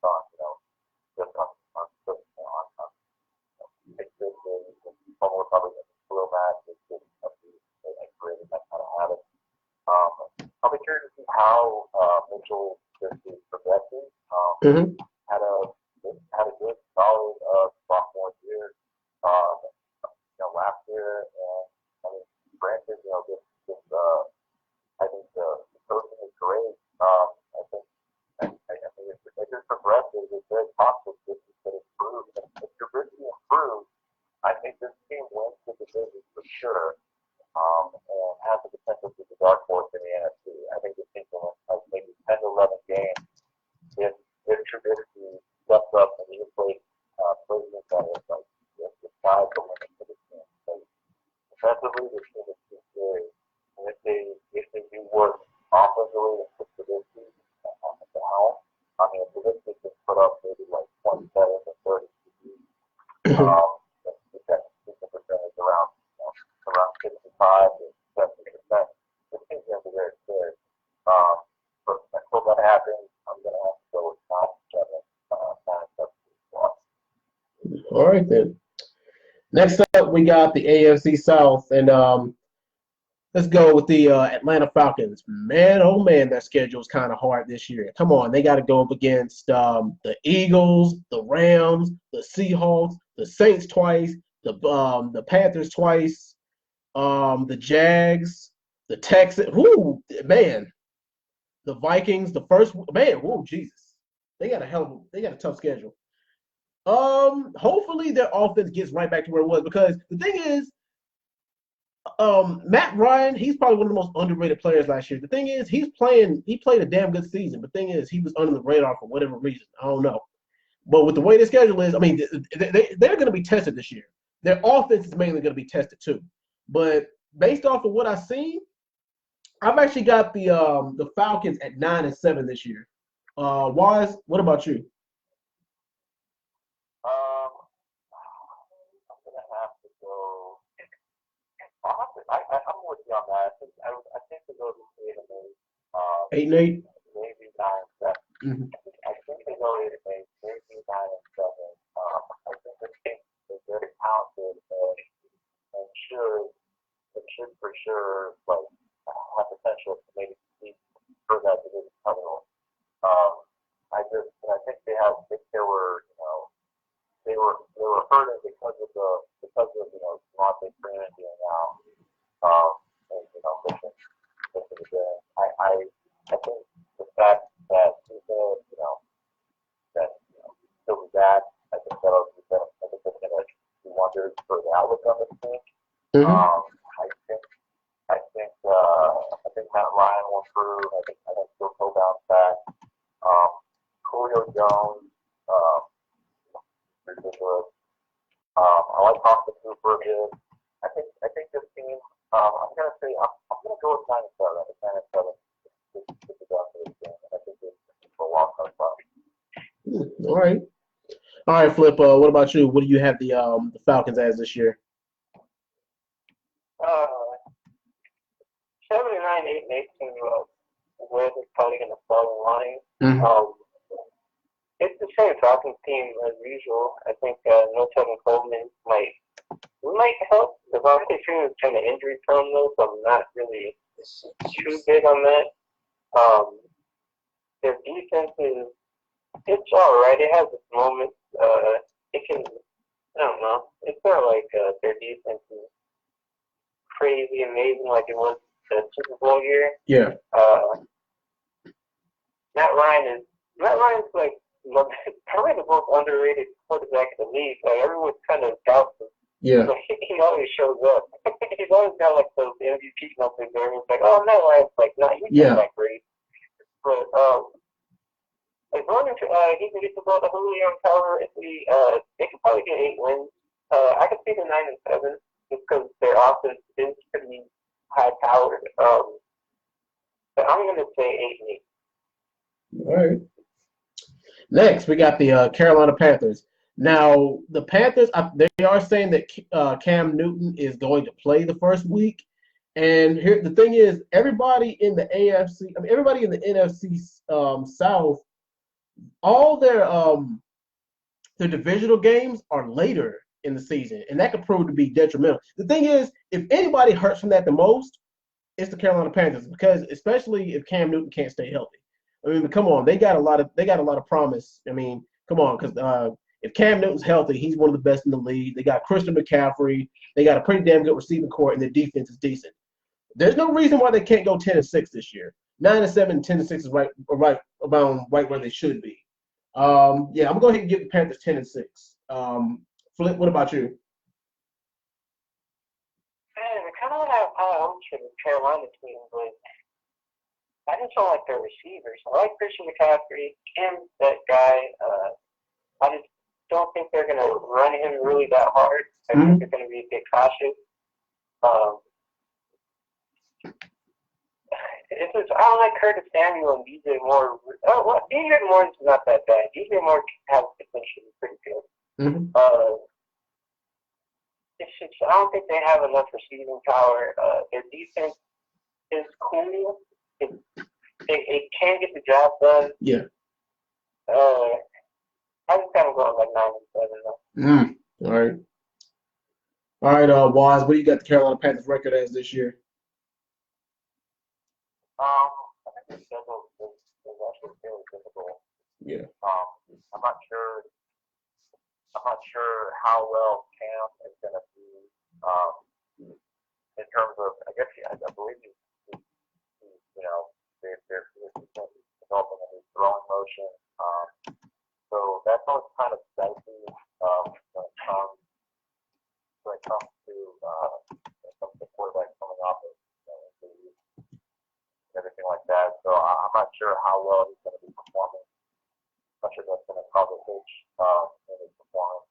I love Christian McCaffrey, but I just don't think that's enough to carry this team. I'd like Luke Kuechly obviously is terrific. Obviously, I love the addition of Eric Reed as a locker room presence in that squad. But I think this team's probably going to peter off around 8 for the year. All right. Next, we got the New Orleans Saints. Now, a lot of people are predicting the Saints to be 13-3 this year. I mean, I feel like that they're going to, I feel like they're going to drop a couple of games. But regardless of that, Drew Brees is Drew Brees. You can never. That's another guy that you can't count out either. But I feel like that in some spots the defense might slip. But then again, they got Cam Jordan. Cam Jordan is a beast. And if their secondary steps up like they should be all right. But I just got a weird feeling about a couple of those games that they got. But I mean, I still have them making the playoffs, but I've got them at 11-5 this year. Flip, what about you? What do you got the Saints record as? Yeah, Saints looking like an 11-5 team. Alvin Kamara. Yeah. I don't think the drop off with Latavius Murray and Mark Ingram is going to be crazy like that. I think they're still going to be a crazy duo for the running game. Michael Thomas and Drew Brees are pretty perfect in chemistry. And they have Traquan. Is it Traquan Smith? Their deep receiver now? Yeah. I think. Let's see, Mike Thomas. Let's see, they got Michael Thomas. Let's see, Mike Thomas, Traquan Smith, and who else? Right, Jared Cook, right? Yeah, Jared Cook. Yeah. Yeah, so their receiving core is still strong. Their defense is a little sketchy. They just kind of get in the shootout sometimes, but then there's times where they can like demolish a team, so you never know what same defense you're going to get. But Cam Jordan is tonight. So yeah, 11-5 seems about right. Yeah. All right, Waz, what about you? What do you think the Saints record is going to be this year? I think the Saints have potential to be a 13-3, 14-2 this year. Yeah. I might have them in the Super Bowl. Oh wow. Honestly, I keep look at it this way. The team probably should have been in the Super Bowl last year. And I think all the pieces are still there. Breeze, Walker need to drop off. I think Breeze is still, Breeze with a solid running game. Kamara. I like the David Murray as the backup. The drop off from Ingram with that. And we have one of the best receivers in the game, Michael Thomas. So I love the squad. I think their defense is a little underrated. At times it was really good last year. So I'm gonna go with 13-3. But I think this team. I mean, the schedule is pretty open for this team. After the first two seasons, I think they have TheDreadMan in Seattle and Dallas early on. But then after that, it's pretty open. Even the divisional game, I think they lose the division potentially. But after that, it's not for the race. I think they'll go 13-3. All right. Now, next we got the Tampa Bay Buccaneers, and this is Jameis Winston's last chance to show me something before they probably start looking elsewhere. Jameis has got an arm, but thing is that he's just not that accurate of a pocket passer. I'm sorry, he's just not. But now he's got some weapons, he's got some tools I can go through. But thing is, they need a new running back. If they had a better running game, then you might be able to have them a conversation to take the division. And the thing is, their defense hasn't really been that impressive in recent years either. I might be generous when I give them this record. I might be being very generous when I'm giving this record, but I'm gonna go ahead and give Tampa Bay 7-9. Flip, yeah, like I said, I'm being real generous about it. But Flip, what about you? This team, I don't know, man. The running backs look terrible. They still got Peyton Barber and Ronald Jones. They got the new rookie. He might make some noise. They're hoping he does. I think it's Oakwood. I forget. I don't know how to say his name. Yeah. But Mike Evans is Mike Evans. As long as he's healthy, he's probably a top 10 receiver. Yeah. Top 5. But one guy can't carry a team. Chris Godwin. I mean, we got Chris Godwin too. Yeah. Don't speak on Chris Godwin. He's probably gonna have a nice little season. He was showing a lot of potential last year. So Jameis has two solid receivers. He's got O.J. Howard. O.J. Howard is a top 5 tight end in this league. He's got the pieces. He's going to show up with them. Yeah. And I guess, like you said, we're going to see this year. It's just, their running game is looking kind of bad. Their defense has some sparks, but I mean, we've seen them get blown out plenty of times. Yeah. I'm not a huge fan of this team, so I can say 5-11. All right. All right, Waz. What do you have the Bucks record as this year? Yeah, I'm gonna go probably 4-12. I don't like the squad at all. We're gonna start evaluating whether or not James Winston is I mean, like, I think it's big of the Bucks. It's about how big of a Bucks is the appearances. He's gonna start looking money in the legs. It's gonna be a matter of, why did this team pick up the option and not try to move him? Yeah, it's gonna be a long season. I think I don't really like the squad outside of Mike Evans and OJ Howard. Although, yeah, there's something really that I look at and say that this team is gonna like shine in this aspect. I mean, Winston has turned it over too much for me to like it. I think they're gonna go probably 4-12. But I think they're going to be a thinker. They're going to be competing for the top spot, and then they're going to be evaluated. They're going to be spending another number one pick on a quarterback. What's their number one pick sitting on the roster? All right. Looks like they probably are going to be moving on from Jameis Winston next year. All right. But anyway, next we got the NFC East. We got Dallas Cowboys. Dak, I believe Dak's going to fall off this year. He's not going to produce like he did last year. And still the Zeke situation is up in the air. But they still got some good weapons on offense. They still got a pretty good receiving core. Jason Witten, he might be an old man, but we'll see if he still got some gas left in the tank. And Dallas has a decent defense. I'm going to go ahead and give the Cowboys 9-7 this year, though. Flip, what about you?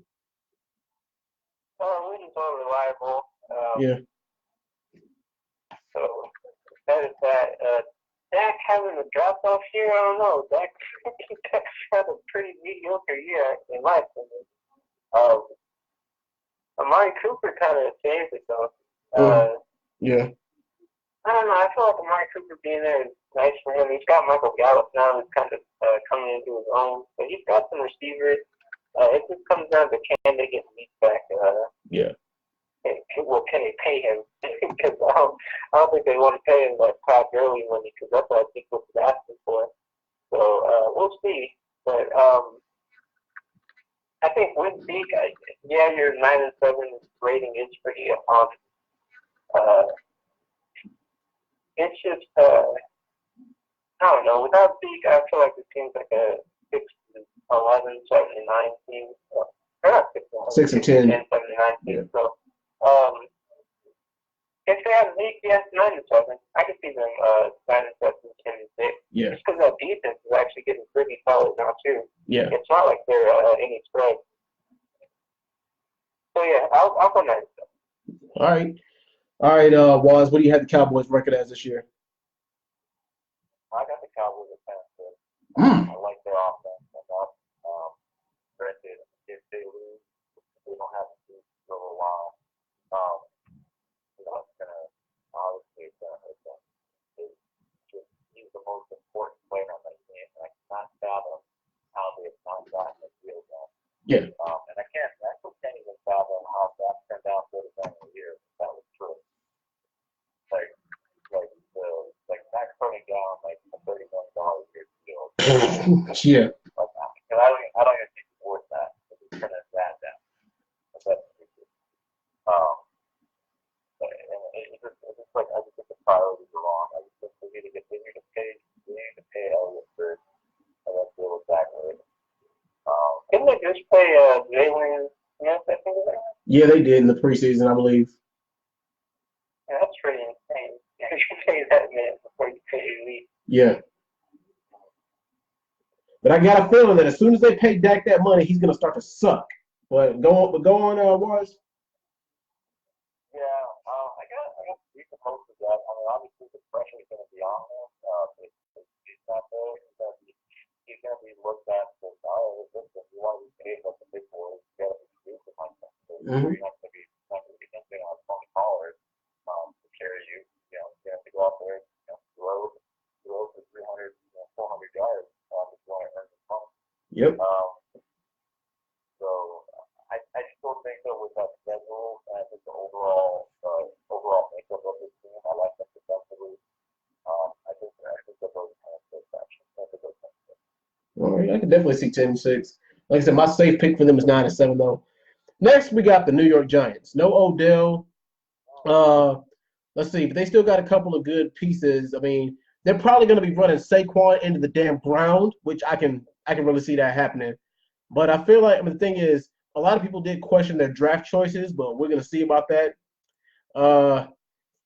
Eli, he's in the last stages of his career. The thing is, are we going to see one last spark out of him before he rides off in the sunset? I don't know. But, I mean, come on, let's be real. The Giants' defense, if you look at Giants' defense from 7 years ago to now, it is hot garbage dumpster juice. The Giants' defense really is kind of garbage, I mean, especially this year. I mean, come on, look at all the pieces they lost. They lost Justin Tuck. They lost Jason Pierre-Paul. The linebacker core is not what it used to be. The only thing they got is somewhat of a secondary, and that's not going to be enough.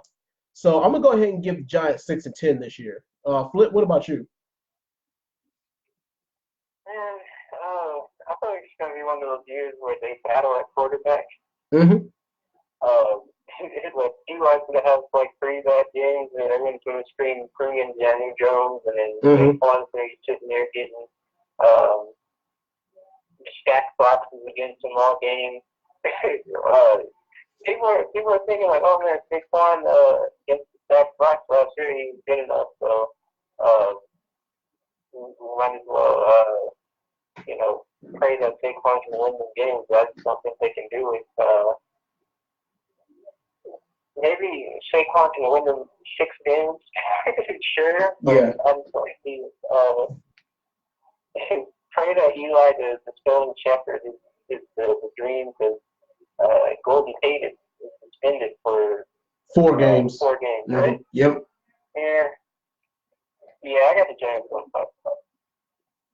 All right, Waz, what do you get the Giants record as this year?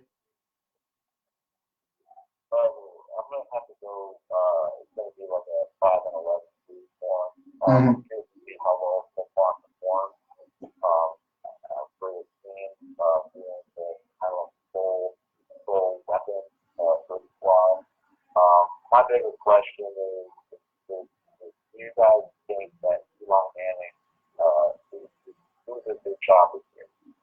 I don't think he's going to have to worry too much about his job this year, but, I mean, he's in his mid-30s, he's creeping up in his late 30s, so, he's not going to be there that much longer, probably about another year or two. But I think this year he might be safe, depending on how he performs, but that's just my thoughts. But, Flip, what about you?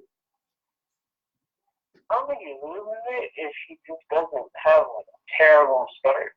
Like if his first 4 games he throws like 6 interceptions or something. Anybody could lose their job at that rate, but yeah.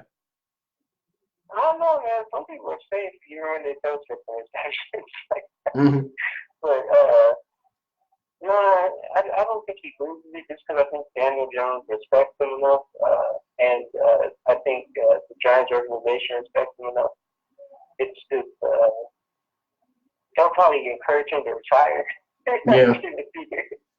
But they will let him lose the job. So no, I don't think he'll lose the job. All right then. I think the way the team set up, Eli's going to fail. I think he's going to struggle, and he's going to get benched at some point. I think Eli got benched for Smith. Yep. I think Eli is definitely the bench again. I don't think Daniel Jones looked that bad this year.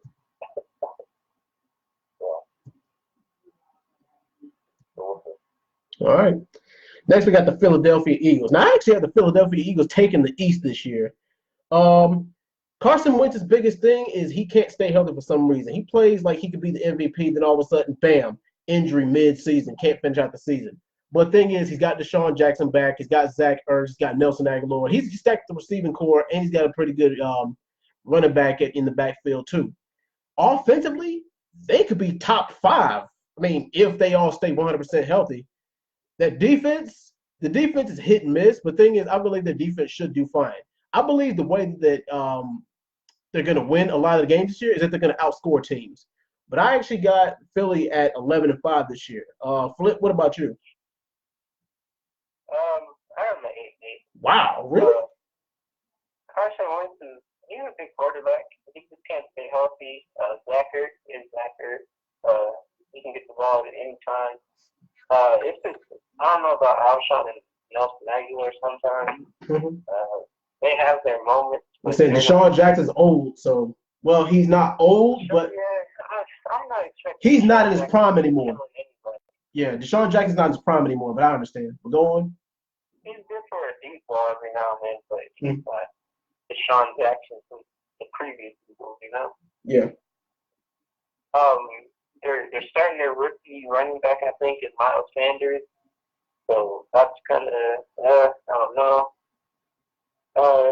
It's a overall sketchy situation there. I like their defense though, but I just think they're bound to lose some games that they should win and probably end up beating. All right, Flip. What do you have the Eagles at this year? I mean, yeah, Waz. Yeah, my bad, Waz. What do you have the Eagles at this year? Yeah. I think the Eagles, I do like them. I like them this year. I like the addition of Jordan Howard. I think that'll be a solid pickup. If Carson Wentz should stay healthy, I think Carson Wentz. I think years back, the year they won the Super Bowl, I think offensively they weren't as good as the pieces they have it now. Like even when you say like Deshaun Jackson is kind of a little bit over the hill, he's still 30 years old. I mean, and he's not going to be expected to be like a number one receiver. I mean, he's going to be like maybe third on the depth chart. So I think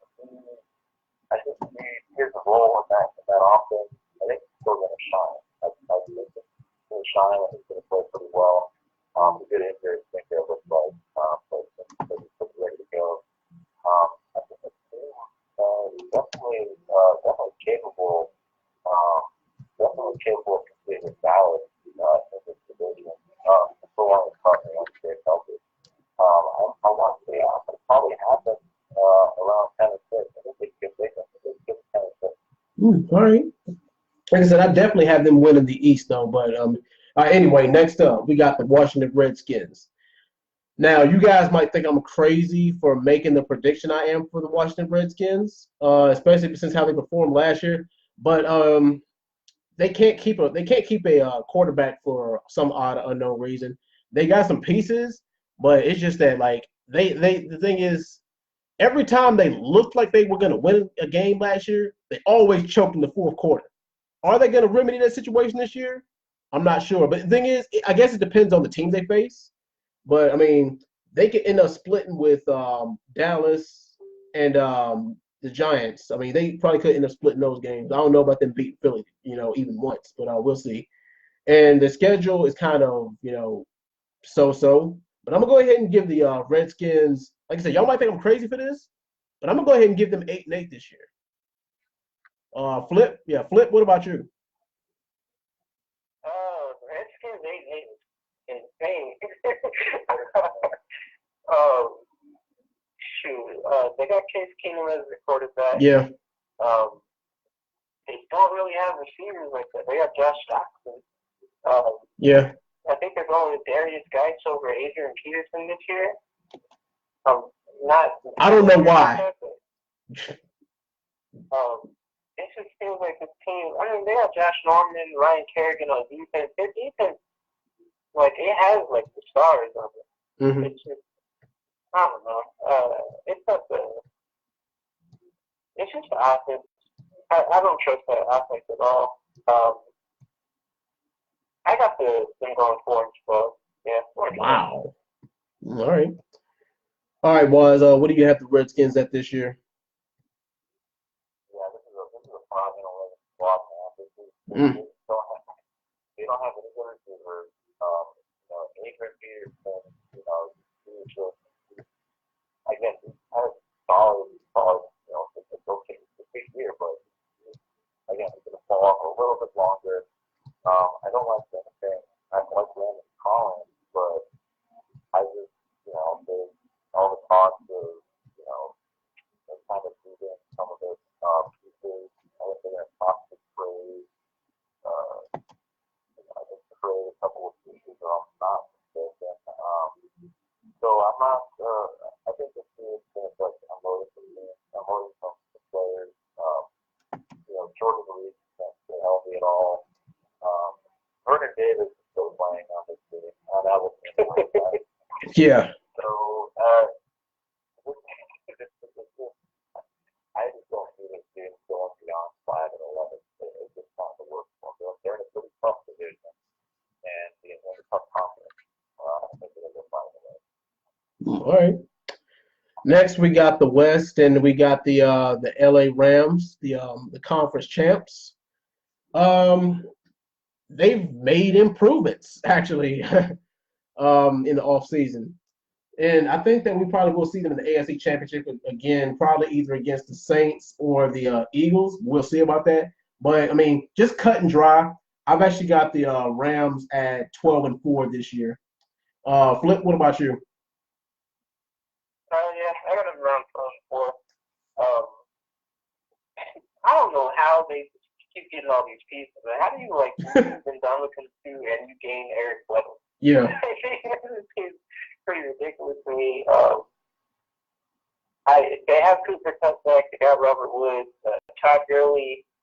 He might not be the workhorse that we've seen before, but yeah. I mean they got Malcolm Brown as the backup. He's shown that he can be a solid backup or handcuff for Todd Gurley. Yeah. Jared Goff, as long as he doesn't get stuck, he just has his terrible moments where it's Jared Goff, why? With Brandon Cooks, Robert Woods, and Cooper Kupp, that should probably not happen too much. Yeah. So, 12-4 should be about where they can go. All right. Wise, what do you have the Rams record at this year? All right. So do we think that the Super Bowl curse of losers, Super Bowl losers, that kind of gets wiped out there with the Rams? Do you think that they still have that? They still have that hangover. We don't know the health of Todd Gurley. I'm not sure yet. I'm not sure what happened to him those last couple games in the first season. Mm-hmm. Jared Goff, just lost out there in the Super Bowl. Right, exposing. Is he going to be the same going forward? Granted, the team, I love their offense. I love, Cook, Woods, Cup, Hickey to tight end position, and defensively, I like the addition obviously of Dante Fowler, Matthews, they got Peters to leave on the corners. They had a best defensive player in the league in Aaron Donald. So I think that by default, I think they're going to win at least 11 games. For sure, not 11. They're in a pretty weak week to do. I think it's just a matter of do we see Goff and get exposed and it's early, not completely back to 100%. I think those are all kind of potential road barriers for the team. Mm-hmm. Other than that, I think 11-5 is going to take that. All right. Next, you got the Seattle Seahawks, another one of the most underrated teams in the league. Now they've got some pieces. The thing is, the Seahawks could be a more dangerous team than people give them credit for, and especially if Russell Wilson is not running for his life every damn play. But that man's got some wheels. he manages to avoid sacks. I mean, the thing is, he gets some intentional grounding penalties, but the thing is, what quarterback doesn't every now and then? The only thing is the defense, mainly the secondary, is not what it used to be. But the thing is, the linebacker just stepped up, and they can make things happen. I mean, the thing is, as long as they got Russell Wilson and he's healthy and he can make plays, they got a shot. I'm gonna go ahead and give the Seahawks 10-6 this year. Flip, what about you?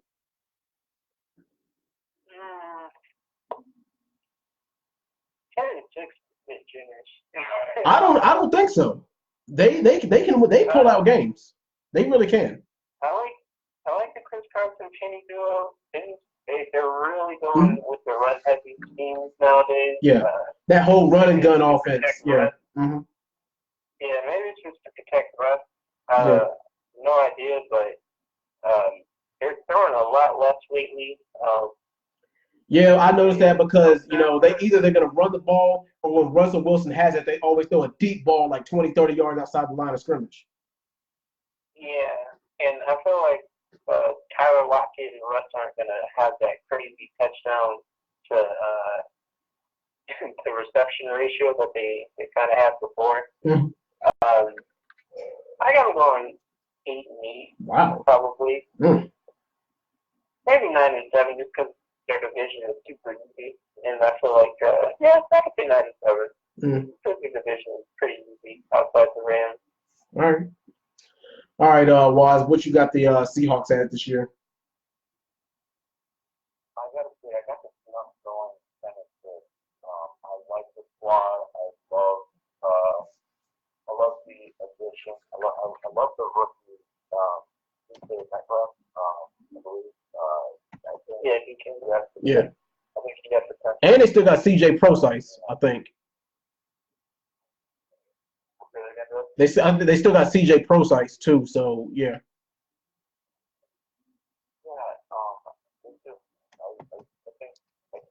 I think that this next defense is potentially, again, if he stays healthy, he could be like a special offensive rookie of the season. I think Russell Wilson, we already know what he's about. Yeah, no doubt, man. He's a gamer. He can lead this team. I don't think he's had a lead director with Seahawks. I think this could be like a 9-7, 10-6 year for them. Obviously, they had some losses with the season, but I think this might change to Russell Wilson offensively. And he had a really, really good year last year. So I think it's only going to improve. But I'm going to go 10-6 for this squad. All right. Next up, we got the Arizona Cardinals. And so they got them a new quarterback, but the thing is, their defense is trash, and their running game is not what it used to be. I don't expect a lot of these guys, especially with the way their schedule is. I mean, there's a lot of games they could drop. They might win 1 or 2, or maybe I don't see them getting a higher record than 4-12. I just don't see anything there. They're still in the rebuilding stages. They're not like they were when they were in 2015, 2016 when they had a hell of a squad. But and besides, like I said, their quarterback is still green, but we'll see. I'm gonna go ahead and be generous and give them 4-12. Flip, what about you? We're doing the Cardinals. Yeah. I had high hopes for Kyler Murray, but then I saw him in the preseason. I was like, I don't know about this one. I like Christian Kirk. I think he's a decent receiver for his team. They still got Larry. He's good for a couple catches. David Johnson's still kind of like that every down back for him. This team it's a rebuild mode. It's not going to be a great year for them. But I'll say 4-12. Yeah, all right. All right, boys. What about you? What do you got the Cardinals record as this year? I'm going to go with I think it's around 4-12, 5-11 season. Got the season, got the Conor Murray. Going to be running for his life. I don't think his line.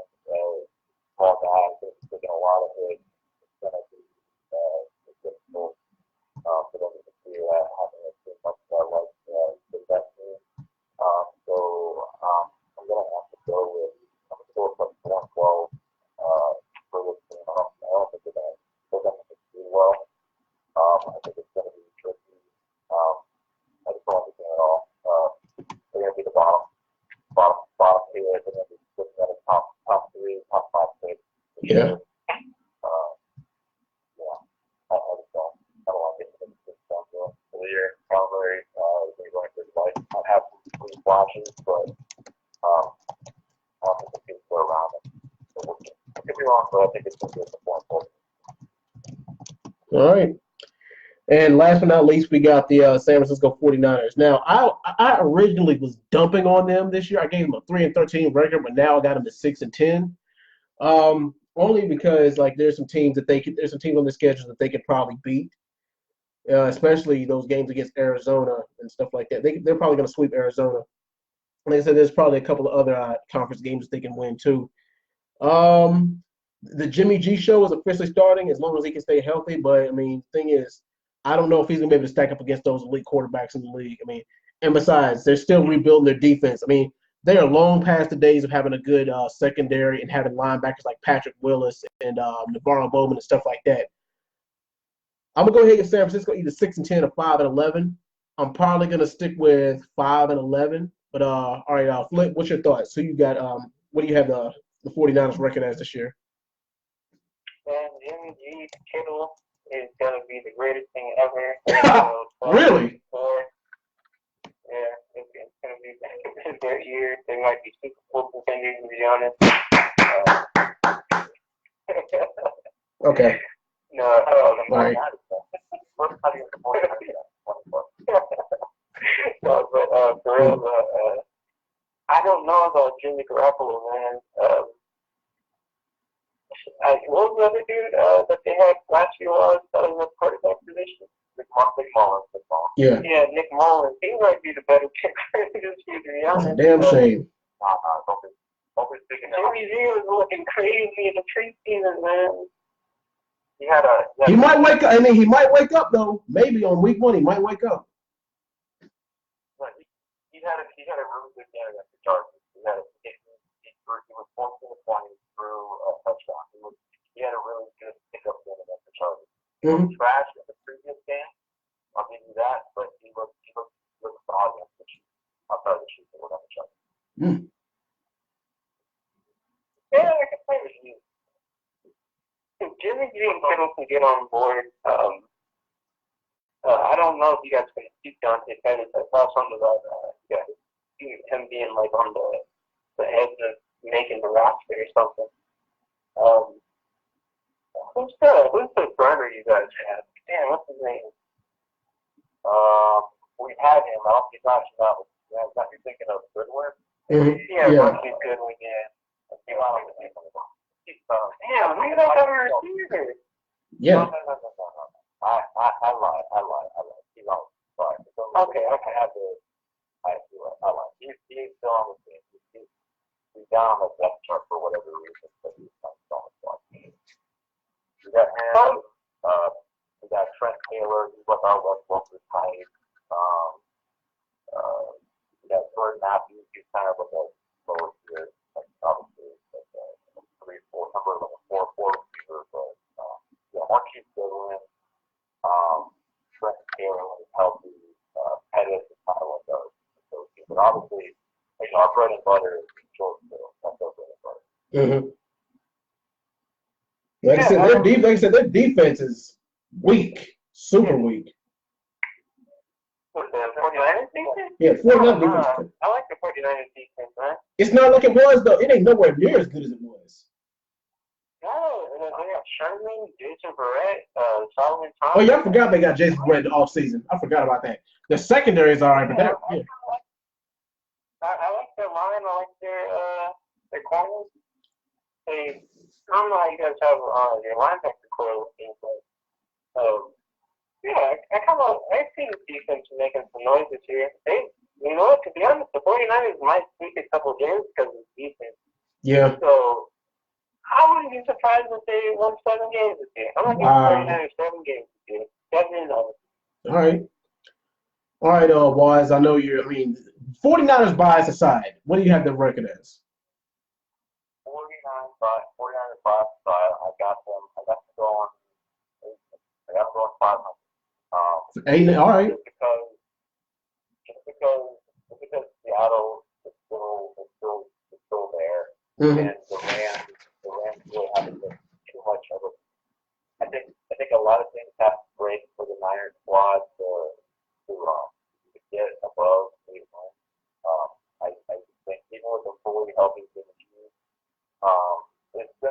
little bit tricky.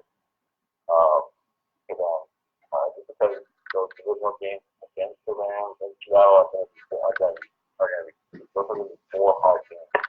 Outside of the division, I think it's very doable. You know, they're playing the NFC. Looks like the NFC South. That's one of the big parts is that you have to play the South. If they're playing like the schedule has the NFC North on it, I think this would be another 10 next week. Yeah. They have tough conference games. Outside the conference, though, I mean, they got the AFC South. I think that's about 2 to 3 wins potentially there. Against Cincy and Baltimore, they might split with obviously for sure by Pittsburgh and Cleveland. But yeah. I think they're going to go 8. I think they're going to go 8. We're going to have a fully healthy Jimmy and we have our running back. We have Jared McKinnon. Yeah. Who's on play. I don't know if he's fully back to this wants, but going forward, getting him in, Kyle Shanahan's offense. I thought once he gets fully healthy. You guys got Kevin Coleman as the lead back there. I think they do. Yeah, Kevin Coleman. Yeah, slash Matt Breida. But yeah, Kevin Coleman. Yeah, I think you guys have a really nice trio there, actually, to be honest. Yeah. Yeah, it's a lot of, it's definitely a lot of variety of what they're doing. But I think they're going to go probably. But I wouldn't sleep on this defense.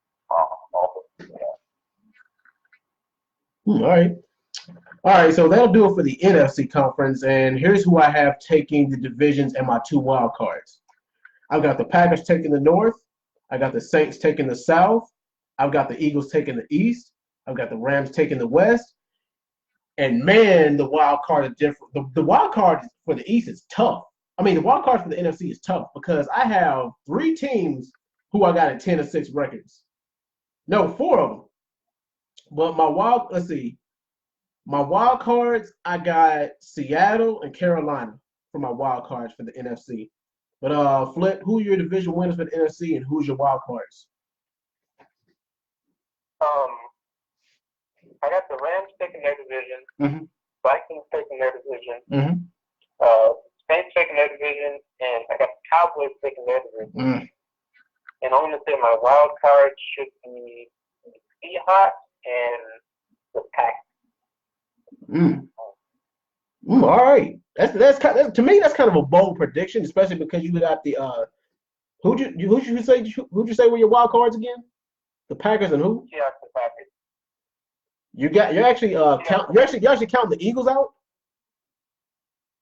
I got them going 8-8. So I can't say they make it over the Seahawks or the Packers. All right. Well, that's like I said, that's a bold prediction, but I can definitely see that. But all right, Waz, who's your division winners for the NFC and who's your 2 wild cards? So for the NFC South, I have the same. For the NFC, I have Eagles. For the NFC North, I have the Vikings, and for the NFC West, I will have the Rams. And then my wild card team is going to be Seattle and the Cowboys. All right. I'm surprised you guys are counting out the Eagles for the wild card. But I mean, like I said, I got the Eagles winning. Oh yeah. Yeah, you got the Eagles winning the division. Yeah. But wow. I mean, yeah. And the thing is, like I said, I think people are sleeping on Carolina too. I think, like I said, they might possibly sneak into the wild card. But I mean, like I said, you never know. We'll see. But wow. Anyway, that'll do it, guys. You guys got any final thoughts before we sign out tonight? This is a good show. This is a really good show. We got some viewers too. Yeah, this was pretty fun, man. Yeah. Long as hell we got through it. Yeah. Yeah, it was good. It was a little long, but it was good going over the game, and I look forward to doing this with you as well. Yes, sir. Well, I guess that'll do it for this week's episode, ladies and gentlemen. As always, thank you guys for watching on YouTube and on Facebook Live for the podcast. And Flip, Waz, Once again, thank you for joining me again for a third year of this year's NFL podcast. I appreciate it, guys. No problem, man. Thanks for having us back. All right, and we will see you guys week 1. Peace. Peace.